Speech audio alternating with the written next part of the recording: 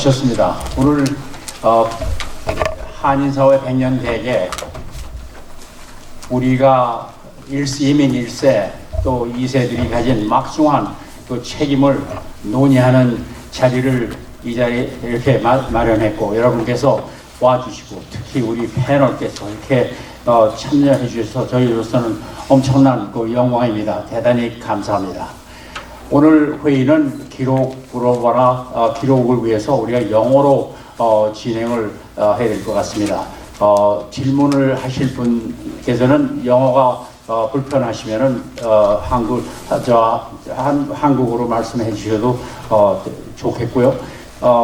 우선 Good Neighboring Campaign, 우리 좋은 이웃되기 운동에 대해서 설명을 드리면서 간단하게 제가 한 7분 정도 사용을 하고 그 포럼에 들어가도록 하겠습니다. 저는 박선근, I am Sonny Park. I live in Atlanta, Georgia. About 50 years. Came to the United States in 1974. It's the 48th year for me.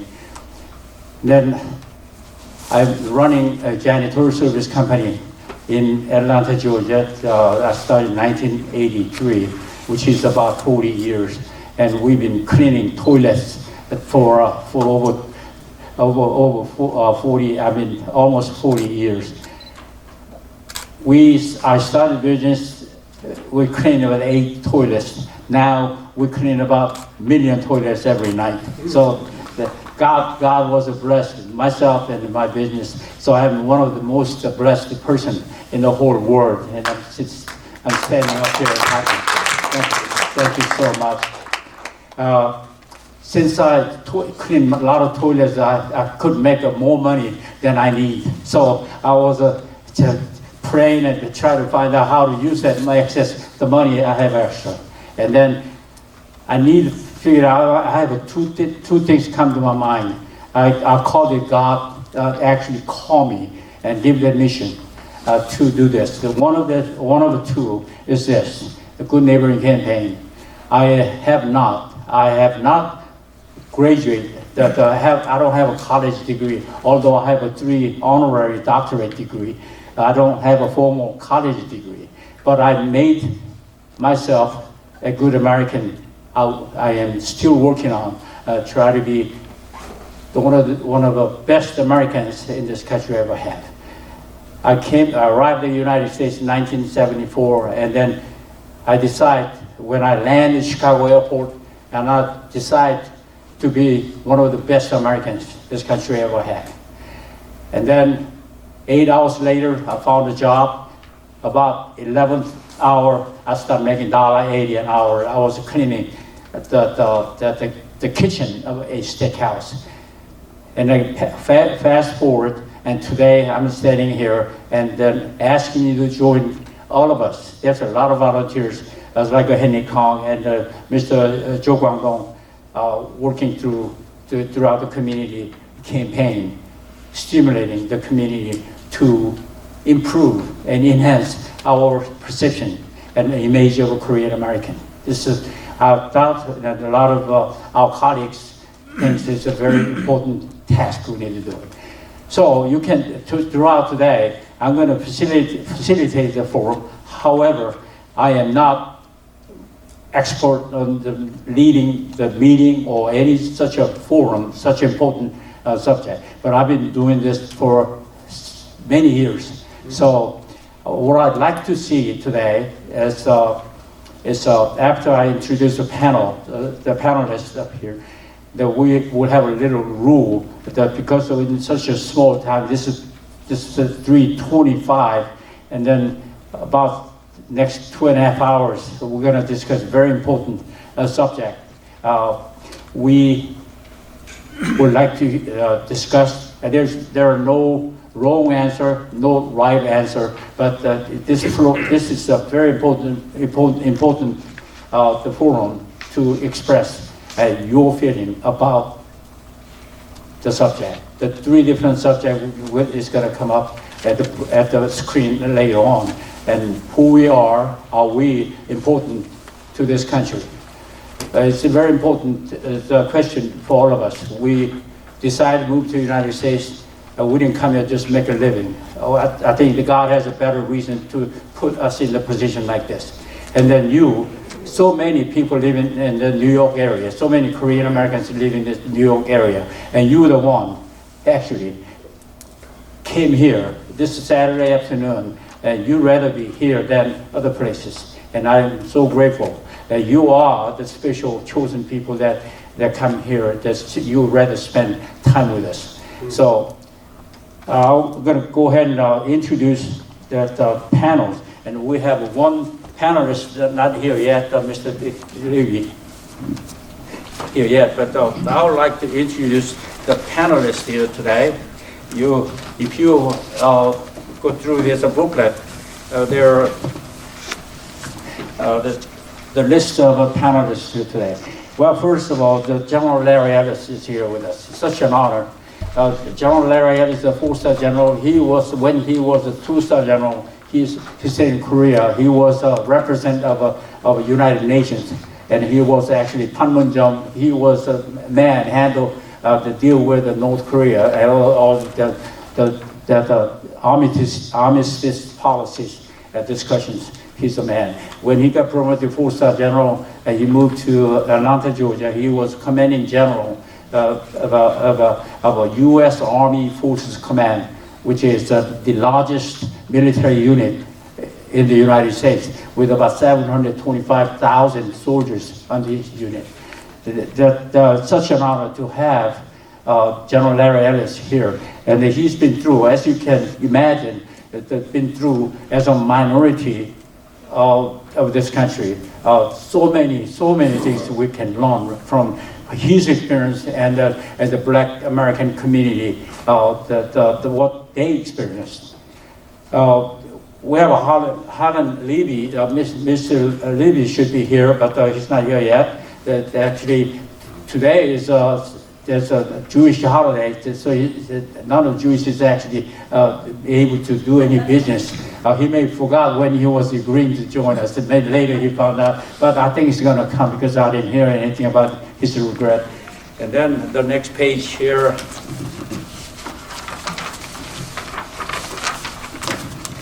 We go to alphabetical order. It's Pastor Tony Jaewon Che Jin is here. That we spoke over the phone several times, and such a wonderful pastor and attorney. It's very unique, and I was so impressed with her background and her intention. And she's done a marvelous job and served the community and her clients in the U.S. and Korea. Thank you so much for coming in. And then Choi Jun is here. I didn't get to see you. So glad to see you. So wonderful. Yes. Yeah, I didn't recognize you. And I'm so glad the mayor, Jun Choi, is here with us today. And he just got back from Korea. You okay with the jet lag? Almost there, not quite. Yeah, Mayor Choi was the city mayor of the township of Edison in New Jersey. And thank you so much for coming. He has so much to share as a successful businessman, also successful community leader, and a former mayor. There is so much to help us the subject that we're going to discuss today. And Mr. Joe Guangdong is from Chicago. He just arrived about 30 minutes ago. And then he took off about 10 o'clock flight and made it to New York. Welcome to New York, Mr. Joe. Thank you so much. And then Mr. Joe is a journalist, and some of the first generation probably read his columns. He's a straight talker. He's a man really been writing so much about the truthful, the facts. As a journalist, he was president of Hanmi TV in Chicago, and he was editor-in-chief at the Handuk Ilbo in Chicago for a long time. However, he was a reporter, the senior reporter at the Handuk Ilbo in Korea, and then he had to flee the country when the dictatorship that the General Chun Doo-hwan took over the power, and he had to leave the country, and they settled in the Chicago area. Thanks so much. This is actually the third appearance of this panel, so thank you so much for your coming, Mr. Joe. And I have Henry Kong. Mr. Henry Kong is a friend of mine. I call him 형님, and all the time, because of what he does in New York area. Since about 20-some years ago, we started work together. Thank you so much for all your. He had to go to a store and pick up the water bottles and all this, setting up find a place to have a forum here. Thank you so much. As you can read, he's a very successful businessman, and with his wife, Mrs. Sunny Kong, where is she? There it is. And then they're running very successful business and serving the community well. Thank you so much. And we have Dr. Abraham Kim is here. He also just arrived. He was in the place, actually he lives in DC, but he's the executive director of the Council of Korean Americans and CKA. And I'm one of the members there about 8 years.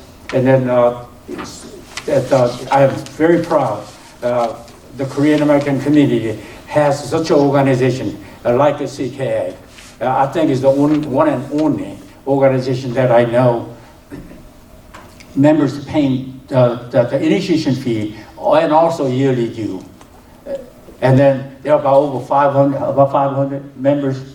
Yeah, more than 500 members, professional members paying dues is working out. This is such a great organization. If you please check on the councilka.org. This is such a important.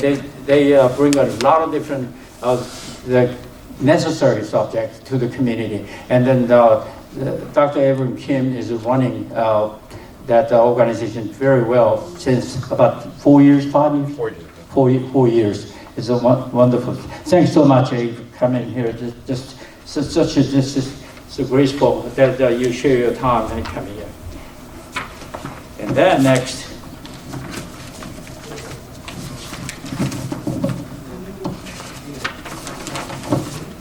Now we have Captain Jessica Ann Lucas. She's a captain of a retired captain of the U.S. Army. And she is at West Point 육군사관학교, 미국 육군사관학교 graduate, and she is a human resource expert and professional. She does a very, very good job at her job, and also she's still serving National Guard in Georgia. She lives in Atlanta, Georgia, but she is representing. I think she is the youngest among all of us. So I'm coming here. This is going to be a very unique situation. We have her in our panel. And now the next is Pastor Joseph Pong, the senior pastor of Manhattan Cornerstone Presbyterian Church. It's such an honor to have Pastor Pong. When I called him, I was really wondering, will he make the here? But my prayer answered, and then he's here. It's such a wonderful. He's got so much experience, and then thank you so much for coming. Not only you, but you came with the wife. His wife, Mrs. Pong, is also there. Thanks so much. And then Mr. Park. You know, this is an amazing thing. Just can't believe that Mr. Park, Mark Park, 박명근, 저는 박성근, 이분은 박명근, 우리 근자돌이 그러니까. 근데 이분이 뭡니까? 수술을 그저께 하고 퇴원을 어저께 했어요. 그런데 여기 와 앉아 계십니다.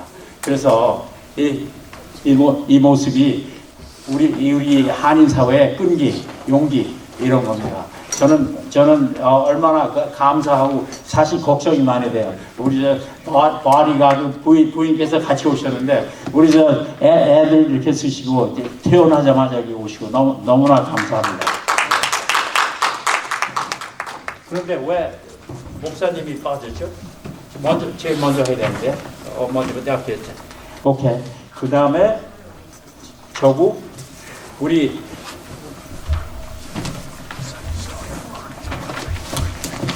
Well, there's Mr. Levy just arrived. Thank you so much for coming. Thank you. Mr. Park? Yes, sir. Hi, Harlan Levy. Wonderful. I'm overwhelmingly appreciating such an honor to have you. I appreciate. Thank you. Mr. Levy that is here with us is important. He have such a, I assume he has such a wonderful the lessons that he can share, the experience that he can share with us, our community. And Mr. Levy is a former Chief Deputy Attorney General of the state of New York. And it's such an honor to have him here. Appreciate you coming. So I'm going to start myself. 지 소개는 미리 말씀을 드렸는데 저는 청소하는 사람이고 하다 보니까 이 일조회를 하게 됐어요. 그래서 아까 말씀드렸듯이 두 가지, 하나님께서 저에게 두 가지 그를 부담을 주신 것 같은데, 하나는 우리 교포 사회에 너무나 많은 분들이 저보다 똑똑하고 저보다 학식이 많고 경험 많고 한 분들이 많은데 어느 경우에서 지나다 보니까 저를 제가 백악관에 대통령 자문위원도 하고 미국 대학의 졸업식 축사도 하고 이렇게 하다 보니까 한인 사회에서 알려지기를 저 사람은 잘난 사람이다 하는 식의 평판을 듣게 되더라고요. 근데 사실 뒤를 돌아보면은 저보다 학식이 많고 능력이 많은 분들이 안 나와요. 숨어 있어요. 그래서 이분들이 나와야 한인 사회에 도움이 많이 되겠다, 발전이 많이 되겠다 하는 생각이 들어서 제가 이 굿 네이버링 캠페인을 시작을 했습니다. 어느 목사님이 지금은 뉴욕에 가시는데 옛날에 이게 7번째 세븐스 포럼인데요. 어느 목사님이 그러시더라고 저에게. 그래서 좋은 이웃되기를 하다 보면 언제 우리가 좋은 이웃으로 보게 되겠느냐 그런 말씀을 하더라고요. 그래서 저는 그랬습니다. 우리는 계속 운동을 하는 게 줄을 두고 나머지는 하나님께서 이루어 주실 거다 하는 생각으로 하고 있습니다. 생각을 했어요. 오늘 보세요. 이 패널을 보세요. 하나님께서 안 도와주시면 이 저명한 분들, 이렇게 인플루언셜하고 영향력 있는 분들이 이 패널에 오실 수가 없어요. 토요일 오후에 이런 자리가 마련될 수가 없어요. 저는 그것에 감명을 받고 용기를 받고 하고 있습니다. 또 한 가지는 지금 하나님께서 저에게 부름을 주시는 게 한 가지는 다른 거는 미국이 지금 좋아서 제가 왔는데 여러분처럼 수많은 나라 중에서 한국에서 이민을 가야겠다. 그 어느 나라로 가냐? 바보가 아닌데 제일 좋은 나라가 미국으로 왔어요. 미국 와가지고 아까 말씀드린 대로 오자마자 잡을 잡아가지고 돈도 벌고 했어요. 그 미국이 나에게 엄청 고마운 나라인데 내가 뭘 갚아야 되겠구나 하는 생각을 했었어요. 그래서 제 실력으로 제가 가진 백그라운드로 무엇을 해야 되나. So I decided to figure out what can I do. This country has a serious problem. I took advantage of what this country offered. So I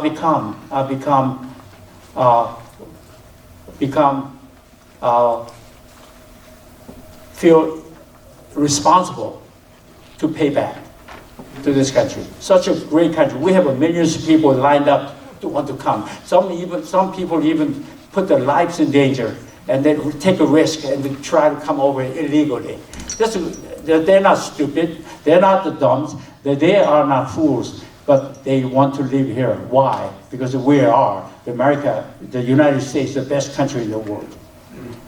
Now, think about the 100 years later. Think about the 50 years later. And I was thinking, agonized about the future of the United States. And then we may not have anybody who wants to come live in this country 50 years later.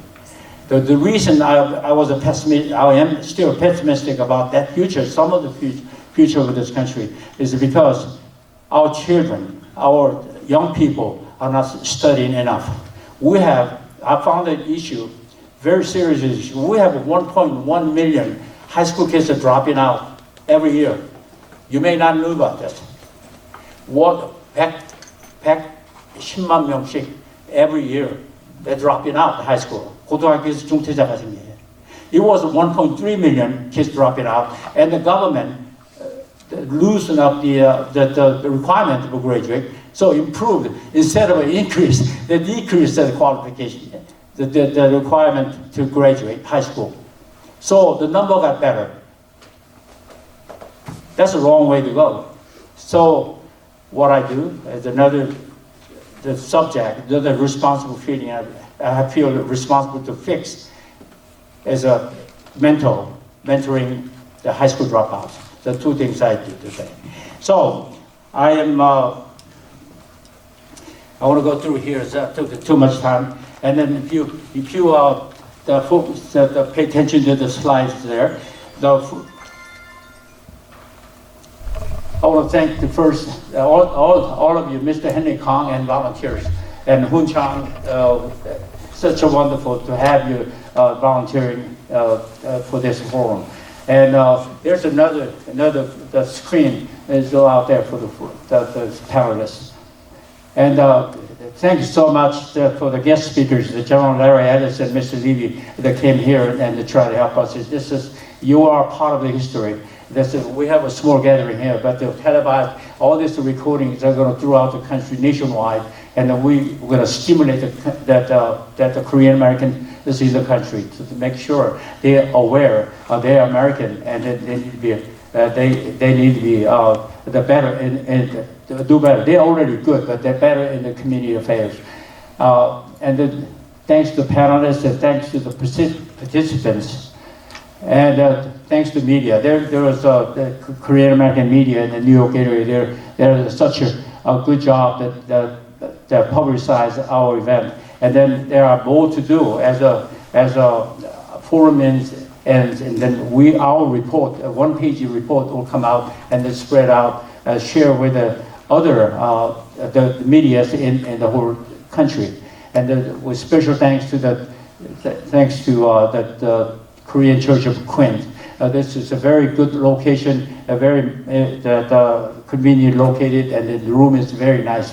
Thank you so much. And the Good Neighboring Foundation, I already introduced talk about the Good Neighboring Foundation, but we are the power, the owners of this country, but the Korean Americans maybe not. I don't feel that we are realized. We kind of passively take the second row or sideline, and this is not right. So we need to come front, and we pay taxes. We are integral part of this country. So the Good Neighboring campaign is to start with the neighbors.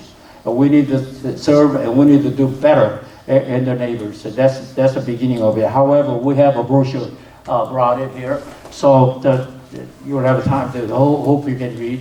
And then the value. I can't talk about 2 hours about this. We have so many, the value of the Korean Americans serving this country. You know that Dr. Sam Lee, he won the 2 gold medals for the United States, America. That was in 1948 and 1952, in the Berlin as well. And then Coley Kim is a snowboarder. She won I think 3 gold medals for the United States. It's such an important. There are so many numerous athletes out there. So we work hard for the United States. We are the Americans of Korean ancestry. And then with so many military. And then we have Jessica on. She is a retired captain and West Point graduate. And then we have so many soldiers, so like Jessica on in the military, active and or retired. And then, as you know, the late Colonel Kim Jong-ok Daeryong, he was in Second World War and Korean War.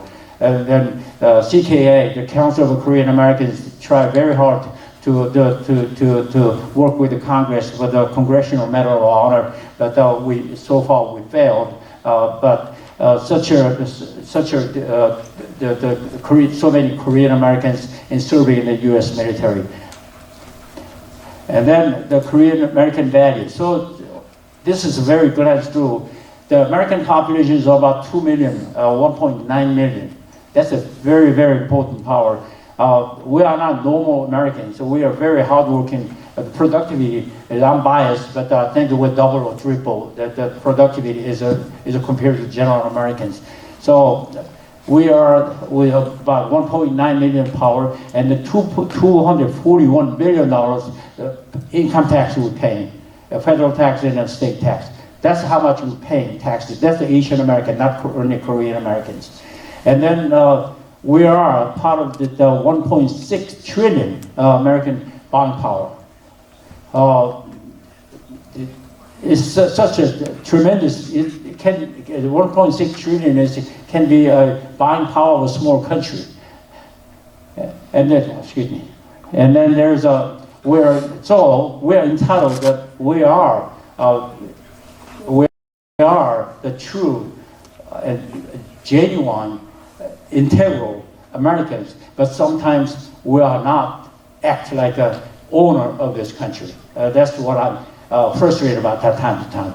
And also, we have the right, however, we're obligated to the country. We do pay taxes, we do other things, but I think it's important, some unwritten duties. It's like in the neighborhood, this country, this community, this neighborhood is formed by people, and we are the people. So we need to figure that out with how to serve in each community where we live. And the Good Neighboring campaign is be an essential. So we catchphrase here and the campaign for be an essential family in your neighborhood. That's the how to do it, and that's the beginning to change our position and our image, community image.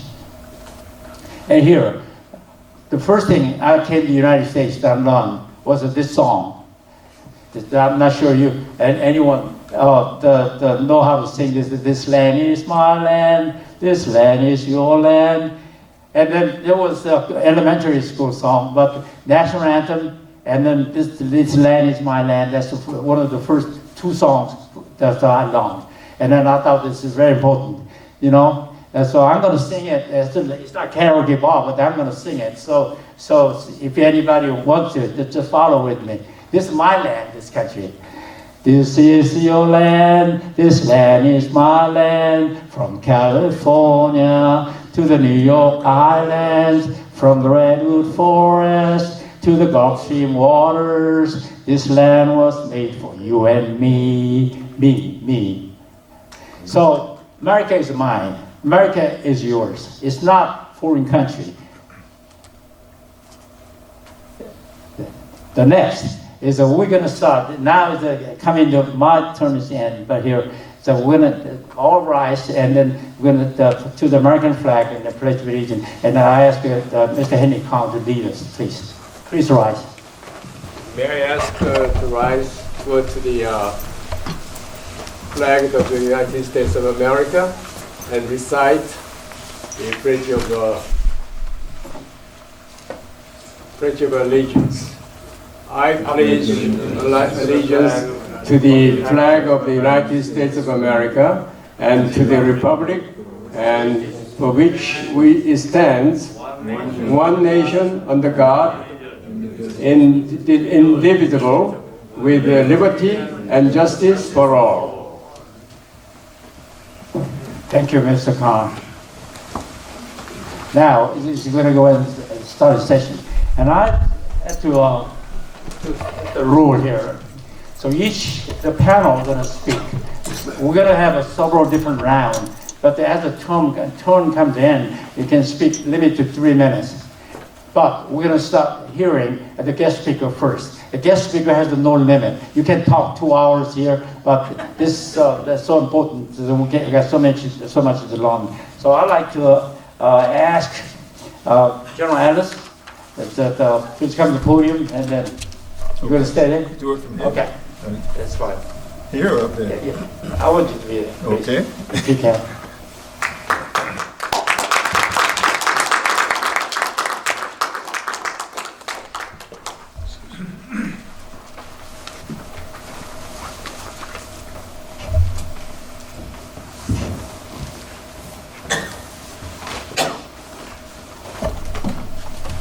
Okay.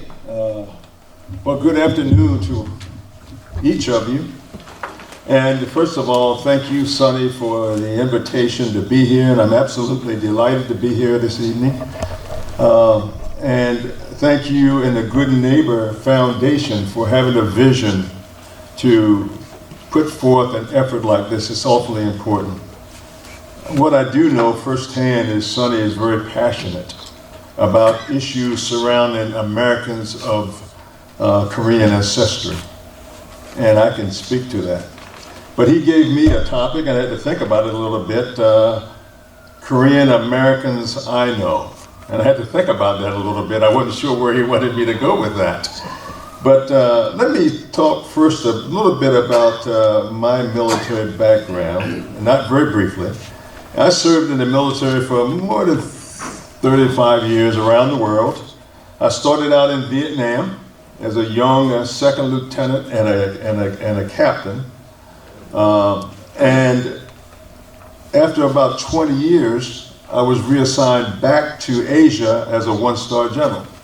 And when I returned back to Asia, I was assigned to Hawaii, where I was responsible in the strategic planning and policy for an engagement strategy. We had 36 nations out there that were responsible for, as we called it, engaging, and that strategy is still out there. So those are all the nations out in the Pacific Rim, and I'm talking about China and Korea and Japan and Thailand and Singapore and Malaysia and India and Hong Kong and Philippines and Australia, and you can keep going. But that was our mission, to engage them. And I spent a bit of time in many of those countries, like Papua New Guinea, I didn't mention, but I was in many of those little countries. From Hawaii, I was assigned to Korea. And someone asked me that question earlier, how did I get to Korea? Did Korea find me, or did I find Korea? Well, it was really interesting. It was a combination. I was in Hawaii, and I was told I was going to command the 25th Infantry Division in Hawaii. I get this call about the time I thought I was going to be changed to command. Gomo, Jessica knows that it's called General Officer Management, and they do the assignments. And I got this call, and they said, hold on for the Chief of Staff. And Denny Reimer was the Chief of Staff at the time. And at that point, we thought we were going to war in Korea. In fact, we were told we were going to war. We just had, as many of you may recall, we had the submarine to come in and land. We had this one helicopter that flew over the DMZ. And we had another stupid thing up at the Palm John. So we were just convinced we were going to war in the next 60 to 90 days. So I was given 30 days to pack up from Hawaii, and you go into Korea. And that's what happened. I packed up. I went to Korea to join the 2nd Infantry Division as the Assistant Division Commander. But that's how I got to Korea the first time. I spent 3 years, and I served there as a 1-star and a 2-star general. The first half I was up at Camp Casey, and where we had responsibility at that time for the DMZ. We have now turned that over to the ROK Army. And then I was moved down to Yongsan in Seoul, where I had responsibility as a CJG3. Now, what is a bunch of gobbledygook to you, but I wore 4 hats, and those hats had to do with what we did. So I had a U.S. hat on, that was United States Army. I had a joint hat on that was for the joint. I had a combined hat on for between the ROKs and the U.S., and then I had a United Nations hat on. And for each of those, I had a deputy. But I was responsible for the operations of that theater. And to include the United Nations Command. So I really worked at the highest levels there. And what I learned was to appreciate and understand the Korean people and the culture. So from Korea, I went back to the Pentagon again, and then to Germany. And from Germany, I went into the Balkans, and then back to the Pentagon. And from there, I went to become the commander of the United States Army Forces Command, which is in Atlanta, Georgia. And that's how I ended up in Atlanta. So that's my nexus to Sonny Park. But I took you through my brief military history for a reason, and I want to show you my long association with Asia and Korea in particular. My association with the Korean community runs through my military service in South Korea and through my good friend Sonny Park. So I get to see the Korean community through the eyes of Sonny Park. We are close family, friends, and ties. We share important American holidays at each other's homes. Our families have vacationed together overseas in China and in Korea. Our families celebrate major events together. Our families celebrated the wedding of my daughter in Jamaica, and his family was there. Sonny's daughter in California, we were there. Sonny's son in Michigan, we were there. We eat together often. We go to sports events together. We're business partners. So I get to see a good portion of the lives of Americans of Korean ancestry. And it's been quite illuminating. So back to my charter here was the Korean Americans I know. In Atlanta, I've been active with the Good Neighboring Foundation, which is hosting and sponsoring this event, as well as something we call the American Korean Friendship Society. And that's an organization that seeks to further relations between the peoples of the United States and the people of South Korea. And as Sonny's urging, I chaired that organization for 5 years. And the organization is still in great standing. But I must tell you that Sonny Park has an ongoing affair of the heart with these two organizations we just mentioned. And when I say an affair of the heart, he puts everything he has into the Good Neighboring Foundation and the American Korean Friendship Foundation. So, by association, I have an affair of the heart with these organizations. That's why I'm here today. I served almost half of my career overseas. So almost 36 years, but almost half of that I was overseas. I wasn't in the United States, just for a matter of a point. But no matter where I was assigned around the world, no matter what country I happened to be in, no matter the might of that country, I found a commonality amongst the peoples. And I found they wanted to earn a living. They wanted the best for the kids and their families. And they were also very patriotic in most cases, but they dreamed of coming to live in America. So, when I lived among the Korean people, I found they too had similar aspirations. For those Americans of Korean ancestry who came to America, they have the opportunity to fulfill their dreams.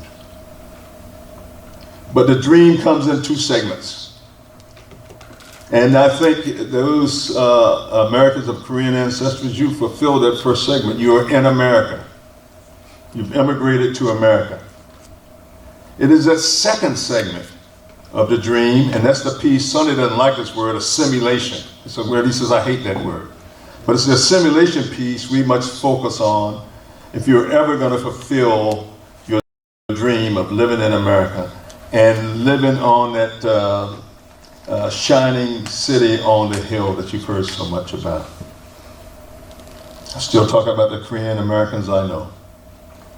Let me start by saying the Americans of Korean ancestry is a fast-growing portion of the U.S. population. Sonny just showed you some of those numbers, especially in our large metropolitan areas, New York, California, and LA, Atlanta, Northern Virginia. But those are the fastest-growing regions in the metro areas. And they all came here, you all came here for a number of reasons, but almost always they came in search of the American way of life. That's why we came. Now, through the eyes of Sonny, the older generation came with the intention of becoming Americans and becoming fully assimilated, like most immigrants that come to America. But the dream seems to evade the older generation. Too many remain confined to their communities where they work long hours and continue to endure hardships. Too many of the old generation have lived in America a lifetime but still do not speak English fluently. Too many are not involved in the lives in the community, and too many are not involved in the political lives. Now, the younger generation, there's hope, tends to be more assimilated into the American society.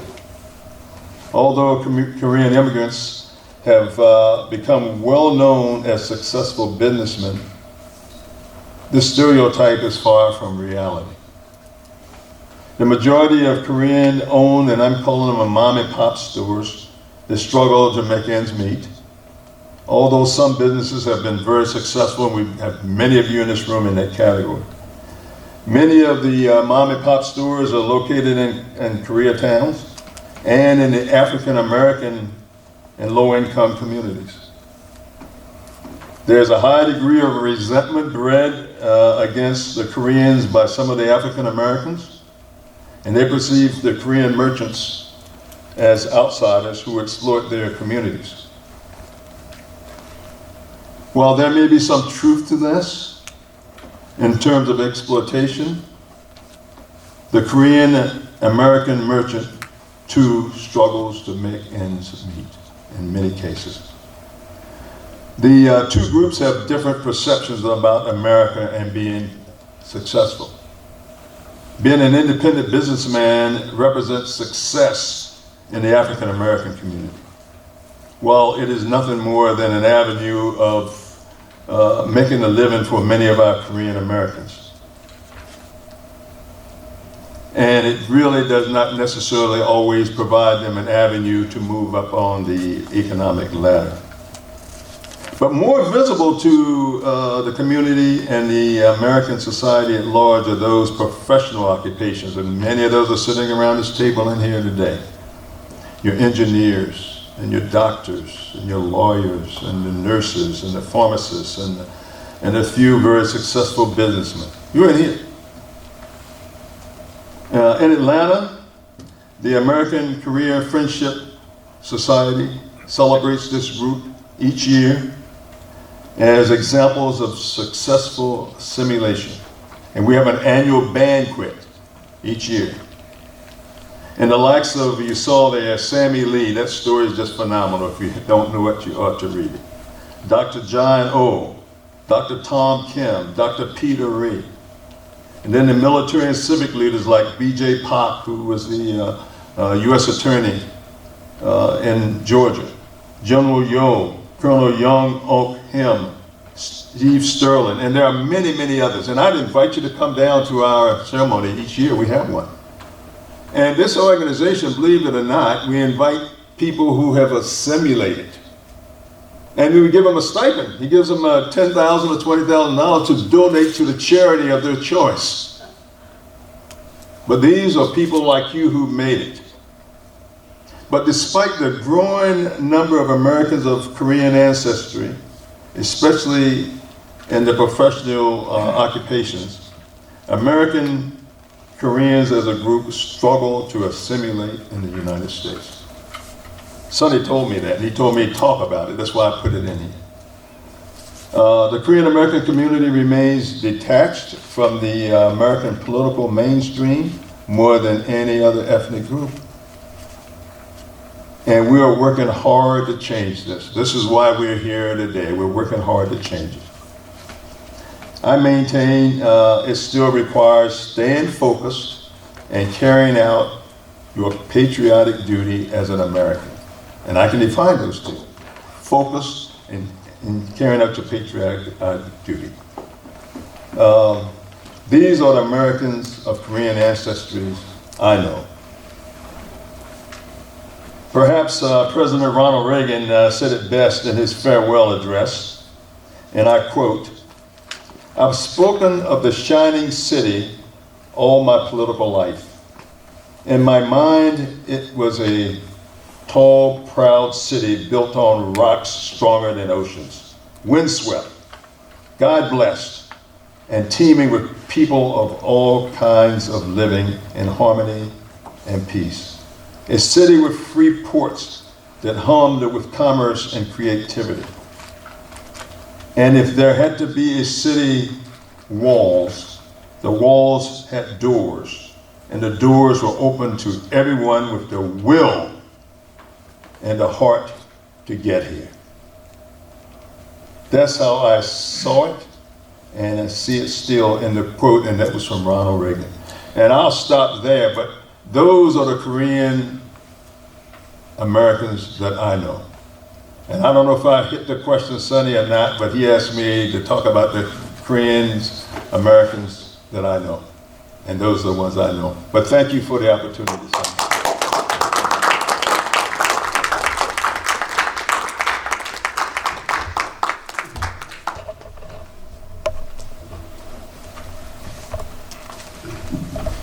Next, I would like to invite Mr. Levy to the podium. Mr. Levy and I just met first time, but we have a mutual friend, Sam Owens, actually a good friend of mine for a long time. Actually, he's the one who introduced. I know this is a Jewish holiday, it's about today, but I mean, this is wonderful, such a graceful that you share this evening time with us. This is going to be part of the Korean-American history. That this is it worked tremendously, the impact of the Korean-American history. So I want you to know that the media are going to cover years to come. So thanks so much. I would like to ask your opinion about the suggestion about the Korean-American community. Thank you. Thank you.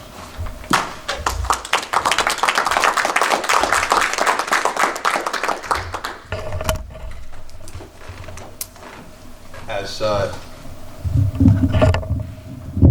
Mr. Park said, we've never met before. It's a pleasure to meet you. I admire your evident enthusiasm and your evident commitment to these issues.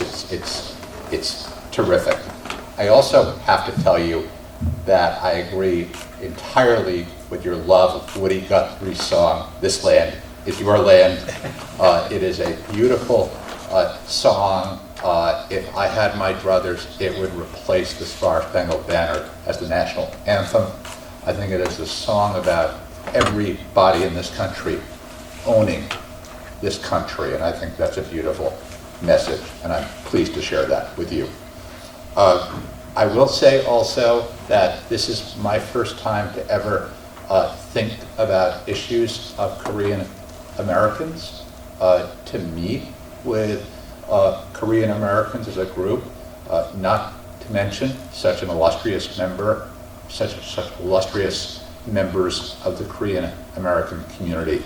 And I'm very pleased to be here today. And I thank you, Mr. Park, for inviting me.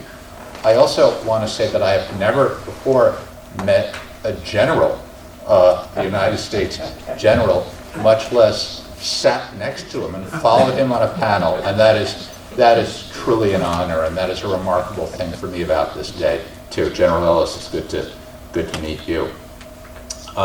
My friend Sam Owens has spoken regularly at these panels over the years. Sam is the former Attorney General of the state of Georgia, and he has, I believe, spoken at a number of these panels in Atlanta, if that's correct. And he's a wonderful man. And when he reached out to me, he asked me to be here in large part as a member of the American Jewish community, and to think about many of these perspectives as a person who is the descendant of immigrants and who's thought about a lot of these issues, about joining American life and also maintaining our own identities while joining American life. And I'm glad that I had the chance to think about these questions. America has been a great place for American Jews. Our love for this country is great, but we have faced anti-Semitism here, just as we as Jews faced anti-Semitism all around the world. I think one of the things that's very distinctive about Jews is that we don't identify with the countries that we came from, for the most part, because for the most part, those were countries that wanted to kill us.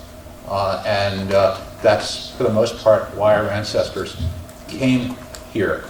My grandmother remembered pogroms as a little girl in Russia. Most of our family was lost, who remained in Europe, was lost in the Holocaust.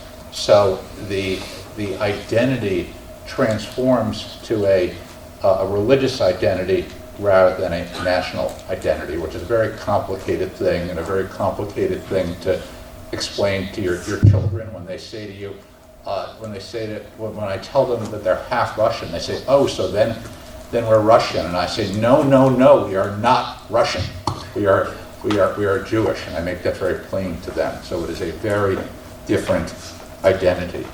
We have faced anti-Semitism here, just as Asians have faced tremendous discrimination in this country.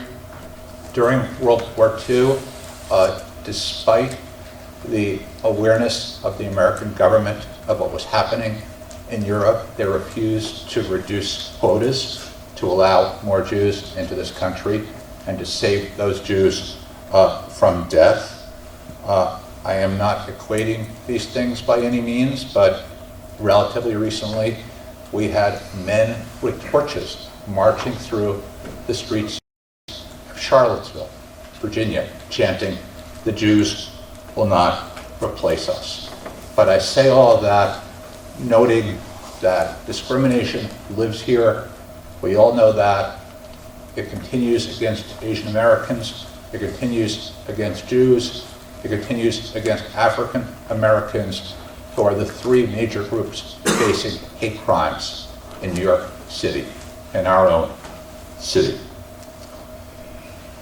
The issue that Mr. Park asked me to address today, and it was a fascinating question to me because I had not realized that this was a question that deserved this kind of thought, and it's a very, very interesting question, which is how can Korean Americans build a larger identity in America beyond being primarily Korean to being perhaps, I don't know if you would put it this way, Mr. Park, being primarily American. And maybe all of you would say to me today, Harlan, we are primarily American. That's what we are. I don't know what you would say, but I think that you were talking in part about building a profile in the larger world as being predominantly American. So that's what I tried to give some thought to today. How can Korean Americans build a broader role outside their community in other communities that they live in New York City, New York State, other cities, other states, and a broader profile as Americans? And I've thought about that, and I'm happy to offer some thoughts on that. I would, though, first like to comment on what I view as some similarities that I think that Jews and Korean Americans share. A tremendous focus on education and the education of our children. A tremendous focus on learning, which is not always the same thing as just studying, but a focus on learning in school, a hard work, and the stress that comes with being the representative of a people when you stand out and walk out in the greater world. I remember as a young child going to a religious school for the first several years of my life, and the rabbis saying to us, when you're out in the community, you're representing us, and what you do represents on us as Jews. And it's a big burden, and it results in a lot of self-conscious children who are very focused on being good and being seen as good. And I think, Mr. Park, that part of the challenge we're noting here is how the Korean Americans who are good people get the rest of the world to notice what a good people they are in America and build on that. And people can always notice what we do that's wrong, but they don't always notice what we do that's good, and how to make sure that all the good we do gets seen rather than hidden away. And I think part of that is playing a broader role in the larger community, in the larger country. So here's my to-do list in terms of realizing what I'll call the Sunny Park agenda. How to get out there in the broader world. When I think about the business people in this room, I think particularly, and I'm sure you think about this already, about charitable organizations and nonprofit organizations and service organizations that have broader focus than simply the Korean American or the Asian American community. New York and the country is full of those kinds of organizations. I think that by volunteering for those organizations, to figure out how you can join the boards of those organizations, and even perhaps for your organization to think about how, as an organized strategy, your organization, the people here, to think perhaps, and I would never presume to suggest what you should do, but to strategize about how you can get people, how you can create links to get people on boards of directors to be out there in the broader world. These broader, this strategy would be a strategy that reflects the classic role of boards of directors as places where people go both to do good in the world and also to develop connections with other people who are doing good and to build a network of relationships through that step. This may in part reflect my background, but I think that a very good way to identify yourself as a New Yorker or as an American is through public service. And I, as a lawyer, think about lawyers. I think about lawyers who, as young people, become assistant district attorneys, as I did, or become public defenders, or who, like my wife, was for many years a judicial law clerk in the state court system. And these public-facing roles put you right in the midst of the mainstream of lawyers who aren't simply sitting in their office trying to figure out how to win cases for their clients, which is what I do day to day pretty much all the time. And I don't say anything to diminish it. I'm proud of it. But I spent, I think, 13 years in public service, and it's a good way to define yourself as a person who's interested in contributing to your community. It's a way to get terrific experience, and it's a way to build a more public life if you want to do that kind of thing. It can lead to a judgeship. It's common for many people to go to judgeships after holding those kinds of positions. And look, the judgeship route, it's an immense amount of work to get there, but there are these steps that people who want to get there can take as building blocks when they're younger lawyers. There are impediments that I want to talk about around joining the broader world. One of them is fear of rejection. All minorities face that. And one of them is, I know there was some discussion of assimilation as perhaps something that could be defined as a goal before. General Ellis, we can talk about that before, because I certainly sensed some ambivalence when you talked about the whole concept of assimilation.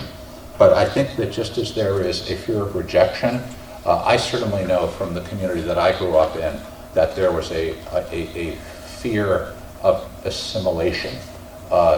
My late mom used to tell me at various points that I was part of a people who, just like you, are part of a people who go back for thousands of years and have traditions, religious, cultural, that are fundamental to our lives, to your life and my life, and that it was very important to maintain that chain, to not be the person who breaks that chain, who breaks the link in that chain. And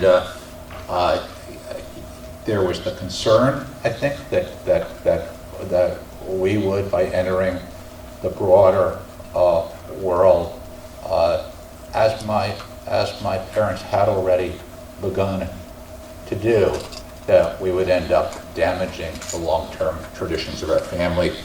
I think that part of the challenge of the goal that you describe is to have the courage to engage with the rest of the world, to do that, and to remain American Jews and to remain Korean Americans.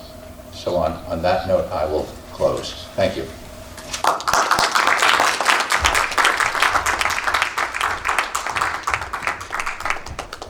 Thank you, Mr. Levy. This is such a good advice and such an insight. It's about, we can learn a lot from that.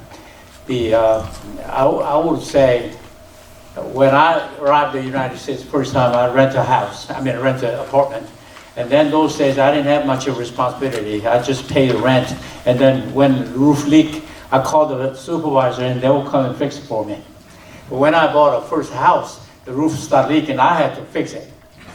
That's a big difference. When I own a house, I gotta fix it my house.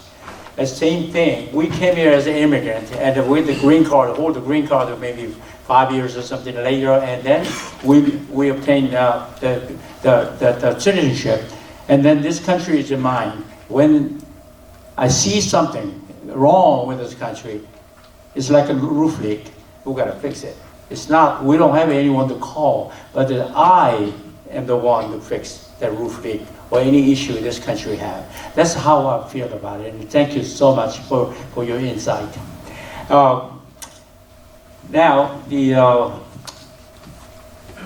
General Ellis have no place to go, but stay here with us. But Mr. Levy, appreciate you coming. You're welcome to stay as long as you want, and then we're going to have a pre-discussion. It will take the next almost hour and 40 minutes. So you're welcome to stay, but you can leave in. Mr. Park, I have a function that I have to go to with my wife, but I can stay for some significant period of time, and I look forward to it. Well, the Henny have a great Korean meal here. That's after this work, but you're going to miss that. But I'll call you next time. And then thank you so much. What I will do is the guest speakers and the panelists, since high-profile lawyer, he charges $1,000 an hour. You spend about several hours today. We don't have the budget to, but we'll have a $1,000 gift for each the panel the guest speakers, then $500 per panelist to donate to the nonprofit Your Choice. That's what we do. Thank you so much, Mr. Levy, for coming. General Ellis is just overwhelming. This is General Ellis is a regular. He appeared at this kind of forum several times before. Thank you so much. I appreciate it. Thank you. Thank you for coming. Thank you. Thank you.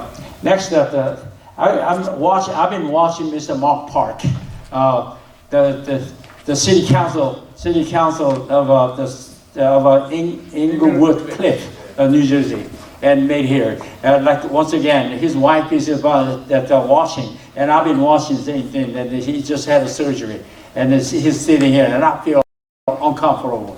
We're gonna give him the first opportunity to talk, and then you leave or stay. It's up to your choice. We're not gonna punish you if you leave early. So that's the thing. Now we're gonna focus on the session number one is Americans. There's Americans of Korean ancestry, essential ethnic group for American prosperity. If here's a car, let's say there's a car. Are we an engine, or are we a transmission, or are you a windshield wiper, or tail light, or just bumper, or what are we? Are we essential part of the car? That can America run without Korean ethnic group? And then we'll be always staying sidelined. That's how I look at it. We need to be something. Start with a tire. Okay, tire take all the dirty work, get it muddy, and then all this, and then squirrels. We can run over the squirrel and do the dirty, but the car cannot run without one tire. We don't want to be a windshield wiper. Windshield wipers is necessary sometimes when it's needed, But that's the essential, but not as good as a tire or axle. We become transmission, and one day we're the engine. We're forever minority. We're a small number, 2 million now out of 325 million of American population. It's going to take a long time, centuries to get the minority, majority. But we don't have to be a majority to own. We just one person out of 325 million. I'm the owner. I'm the one who handles it. So this is such a great opportunity to learn your background. This actually, we can take weeks to learn about the early arrivals, like a Black American, Jewish American. We need to learn from them, but because you guys got here earlier than us. But we've been agonizing about this issue. We've been talking about this issue and how to stimulate the community and make it better, work it better, more effectively in the community, and become essential part of the America. So I'd like to ask Mr. Park, give your opinion, and then you welcome to stay, but that anytime you feel like it. I don't want your wife to worry too much. Just sitting here.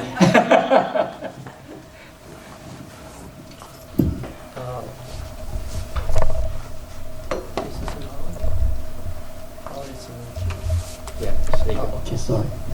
I'm sorry, but I just discharged from the hospital, so I'm not much.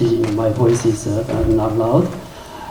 This topic, actually, I'm purely Korean first generation. As you know, that I'm not much a fluent speaker, but I think I have a Korean traditional,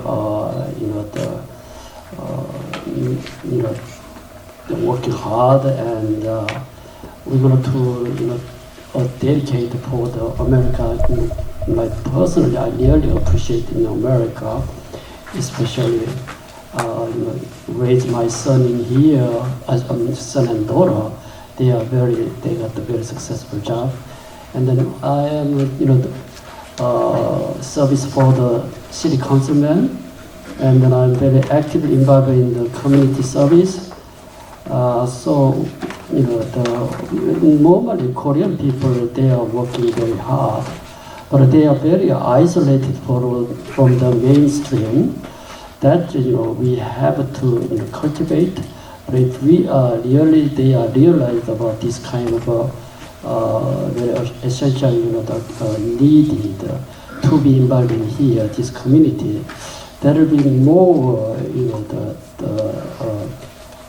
promoted to be America here, to be developed here. So my opinion in here, good neighboring campaign should be focused about this agenda, and then we have to develop and then to be deeply involved in Korean activity. Then we can achieve this kind of goal. That's my opinion. Thank you.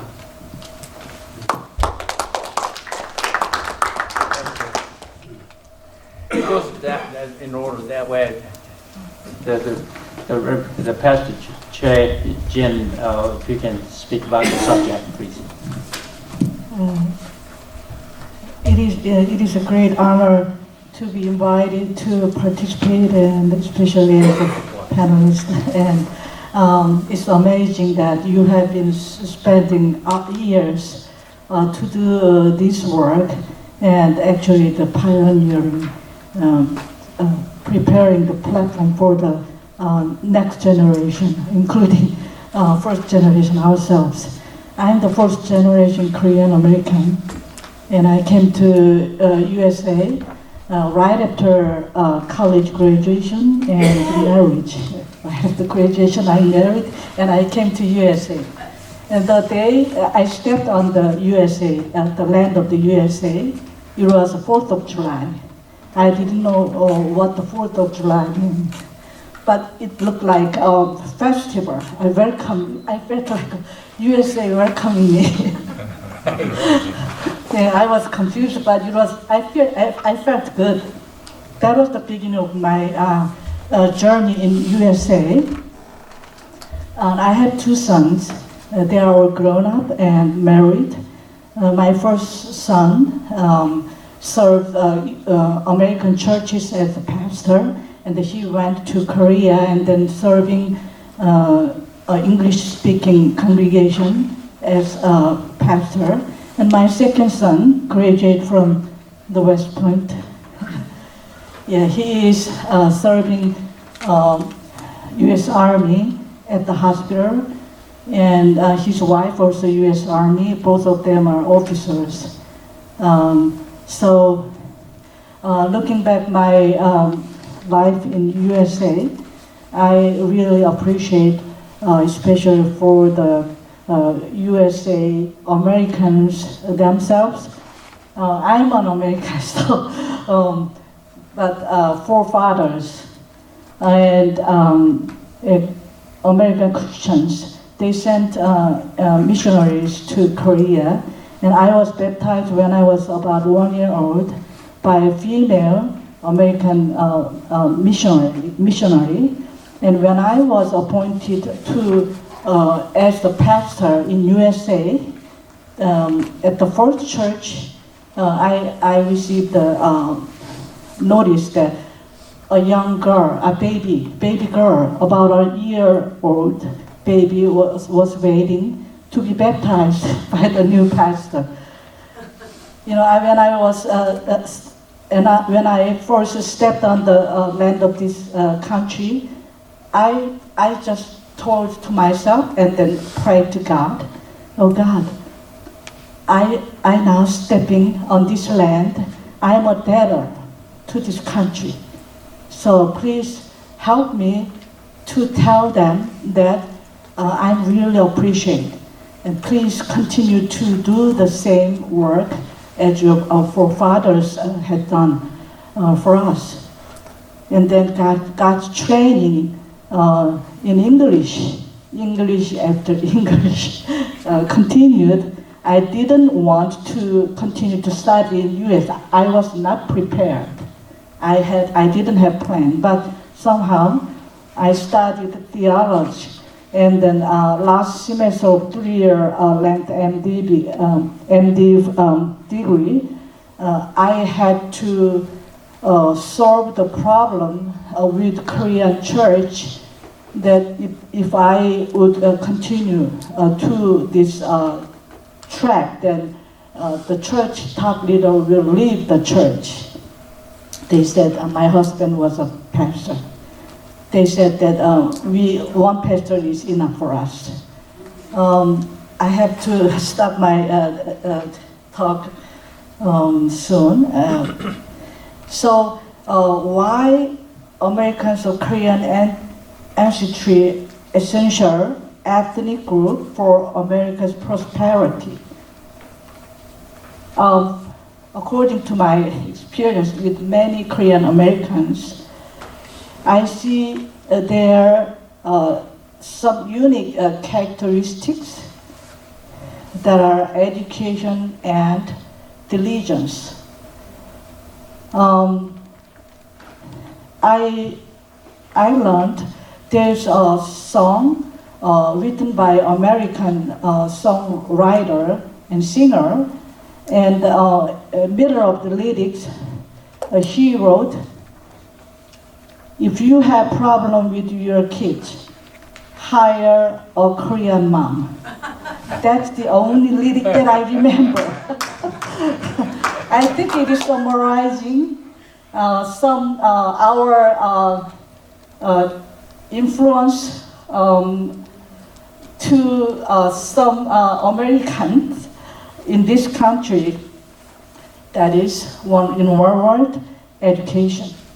And then, so in that way, we may be essential ethnic group in this country, but the prosperity, this part is, I think, we need to learn from Mr. Park, Sonny Park, or other people, because that is one of the richest part, I believe, for Korean Americans. We need to make a plan, and there should be some strategic plans, like Jewish Americans and Chinese Americans, they do have plans and they have good structures, organizations.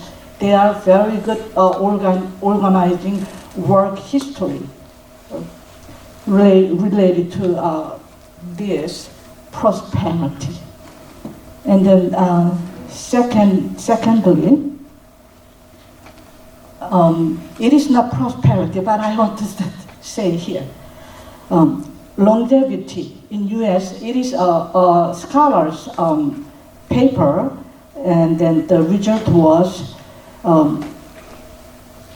in the USA, where and what group has the longest life, and the answer was Korean woman in Fort Lee.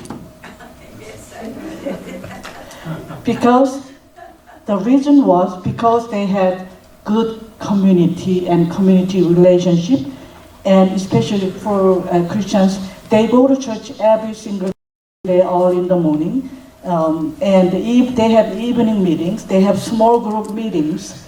So once you are involved with Korean community, they make you busy and healthy.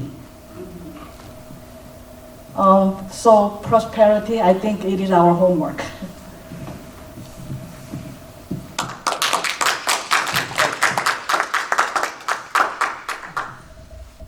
Okay, are we doing three questions or just one?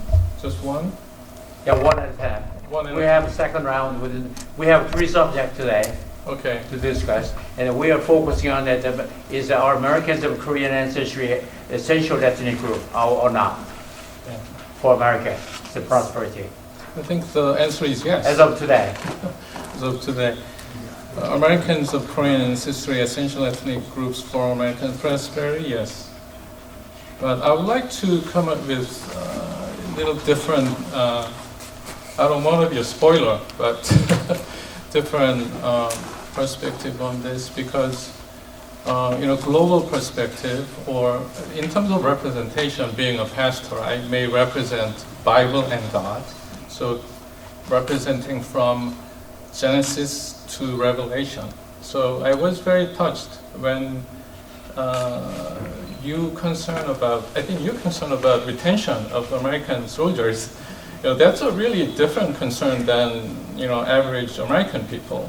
And then also Sonny Park has a concern about ownership. It's a big keyword for this venue, which I think is really wonderful that people really don't talk about ownership, because you're so busy with your life and you have a lot of things to talk about.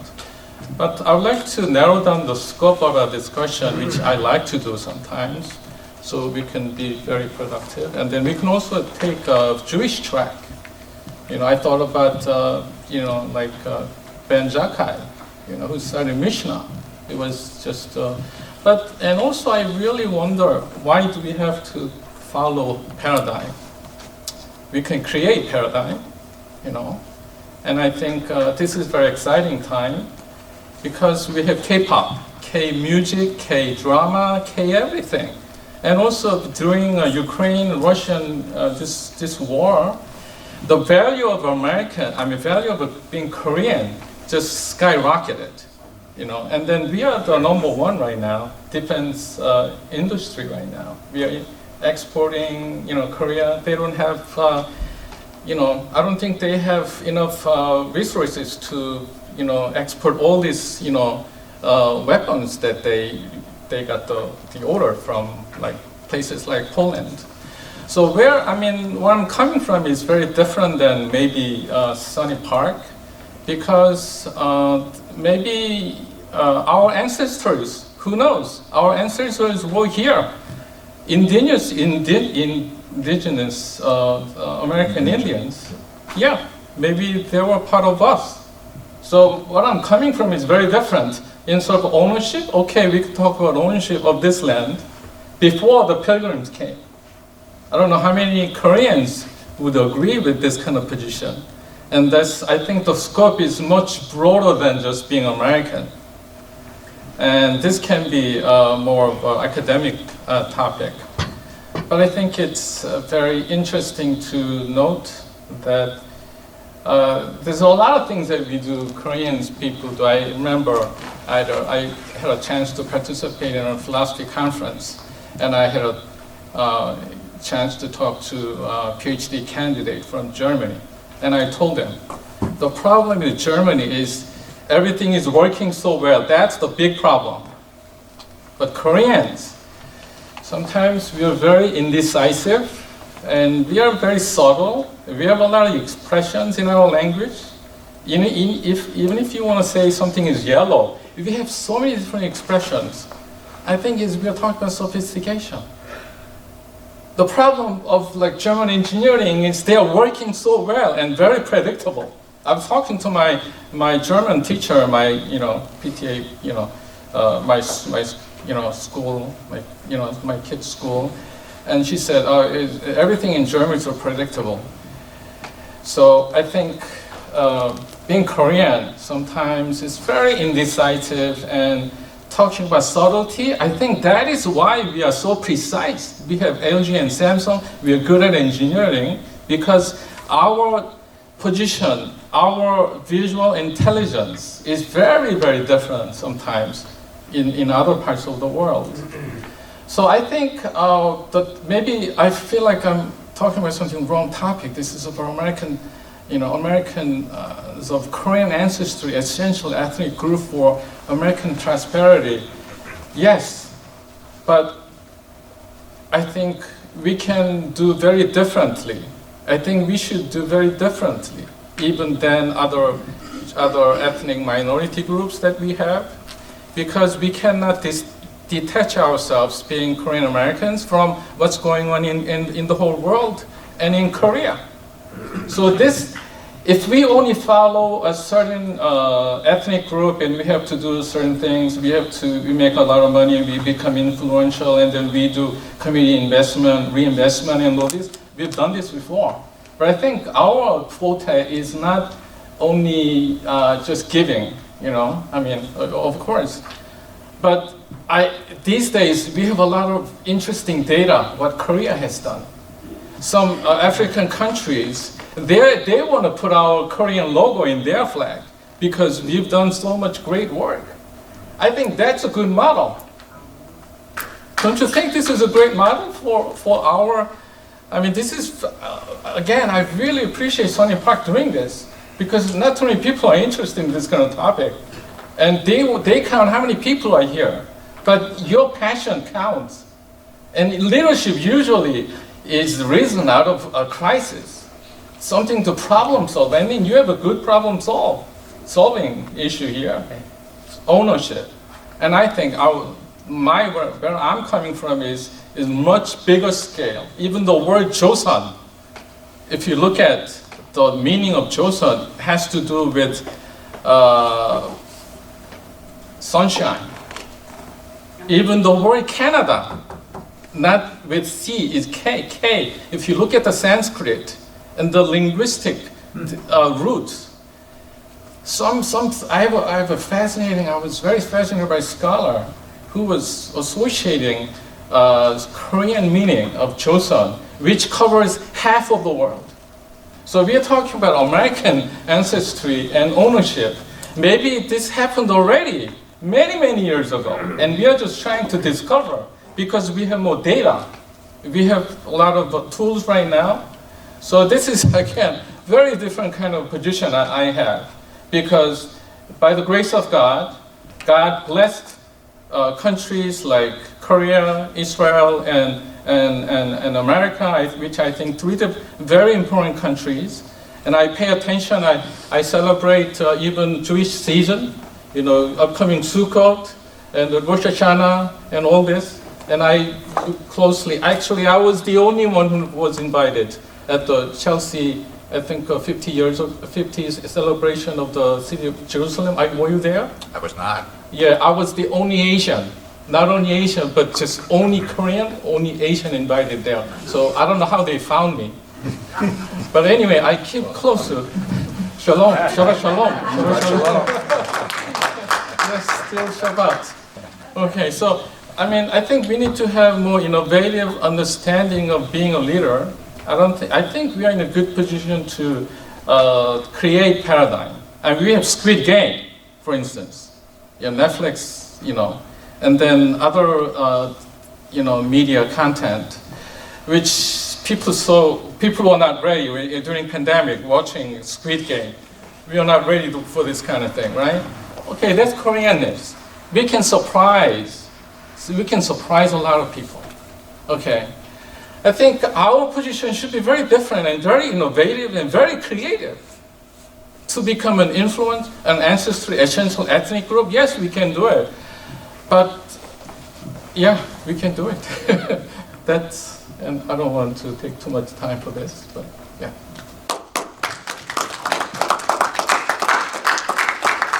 Thank you so much, Pastor Pong. Such a wonderful, that's just something woke me up today. Well, next I want to ask Dr. Kim, Abram Kim, who's his in-depth knowledge he's representing. I mean, he's the executive director of the largest Korean American professional organization called Council of Korean Americans, and he knows so much. We should have 5 hours for you, but we are an essential part of this country. Well, thank you for this opportunity, and thank you, Sunny, for inviting me to this program today. I'm thinking I may be the second generation Korean American. I was born here in the United States, in California, many years ago.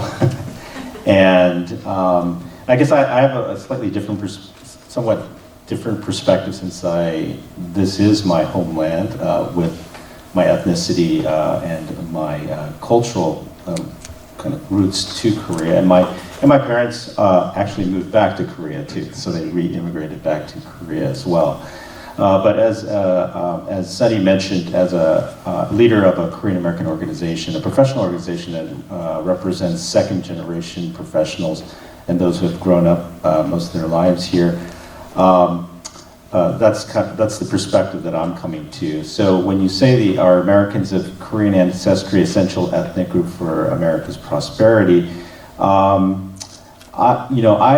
maybe this is not a popular answer, but I would say to say one group is particularly essential means it's. I think Koreans have an important contribution to the United States, but I think the challenge we face is that we could do more. And we haven't done more, and I think there's an obligation for us to do more, and that's really the perspective I'm coming from.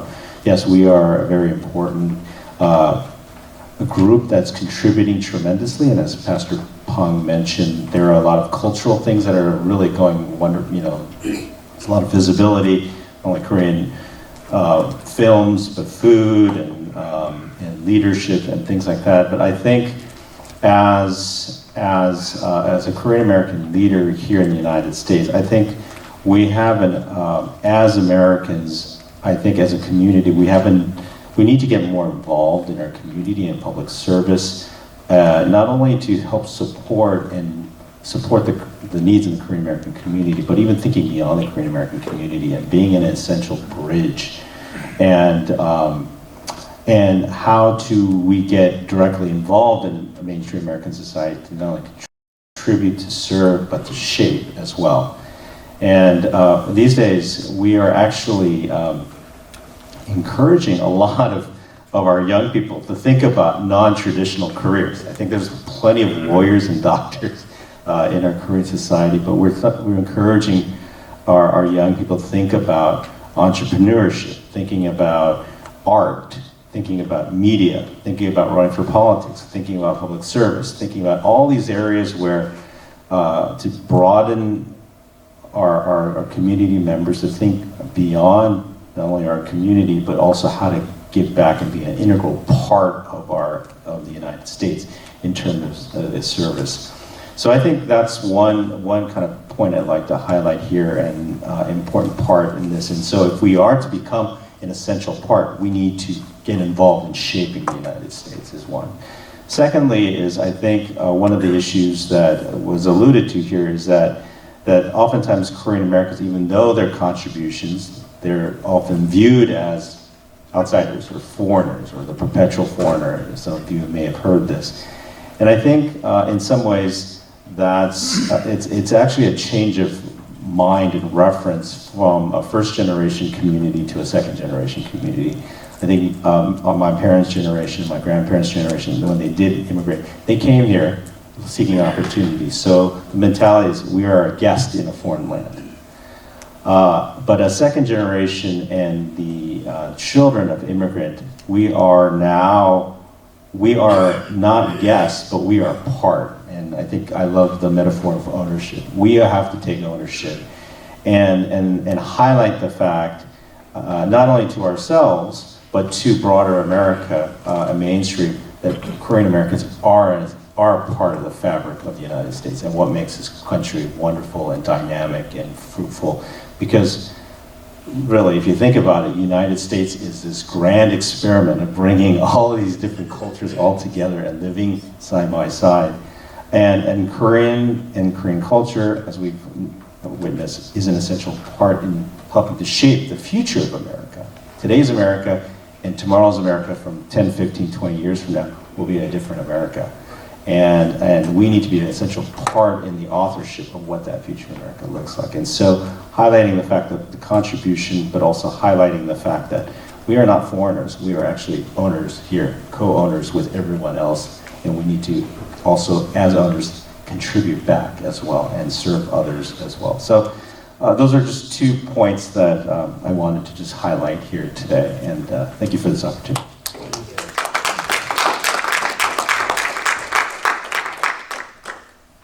Thank you, Sunny, so much for this invitation. I very much am grateful for your patriotism and service. You sort of, I remember one of my favorite quotes in American history, what JFK spoke about in his speech, which was, ask not what your country can do for you, ask what you can do for your country. I think Sunny is sort of the embodiment of that. That's what, when you were making your opening remarks, that's what I was thinking. So thank you for everything that you do. And your good friend, Mr. Henry Kang, who is my good friend here locally, who invited me, Henry and his wife, Sunny, also very much do those types of philanthropic and service acts locally here. So that's how I got to know them working on community projects over the years and decades. So thank you so much. I think it must be a generational thing because I swear we did not talk. Abraham and I have known each other for a long time. We have not spoken prior to this event, but somehow our thinking and our notes seem to match. But I think Abraham framed it exactly right, or exactly the way I view the answer to your question. I'm not sure essential is the best word to describe the Korean American community, because it's sort of, it's not humble, but also, and I do think that most Koreans are humble people. There's a sort of a graciousness and dignity about the way we present ourselves. But also that, if 2 million Korean Americans suddenly disappeared from America, will America still function well? I think so. But have Korean Americans made enormous contributions? And I would say we sort of punch above our weight. You described it as sort of 2 to 3x economic contributions. However you want to describe it. I think it was Pastor, Choi Jin, who described about the strength of Korean women and Korean mothers. I could not agree more with that. I married one, I know how strong she is. So there are just wonderful contributions and wonderful individual contributions of Chloe Kim you mentioned earlier. And I met Jim Kim, where I saw him again when I was visiting Seoul recently. Former president of World Bank. There's so many Korean Americans that have made enormous individual contributions to this country. But I think the things that stand out for me that make Korean Americans unique in our cultural experience is, I sort of think of Korean Americans as the Irish of the East. You ever heard that expression? We're sort of like the underdog. We're always beaten up by the big countries around us, China and Japan, and Russia. Some might even say the US, though I think the Koreans now, most Koreans view very strongly that we have a very unique partnership with the United States. And so there are certain unique things that I think of Korean chung, the warmth.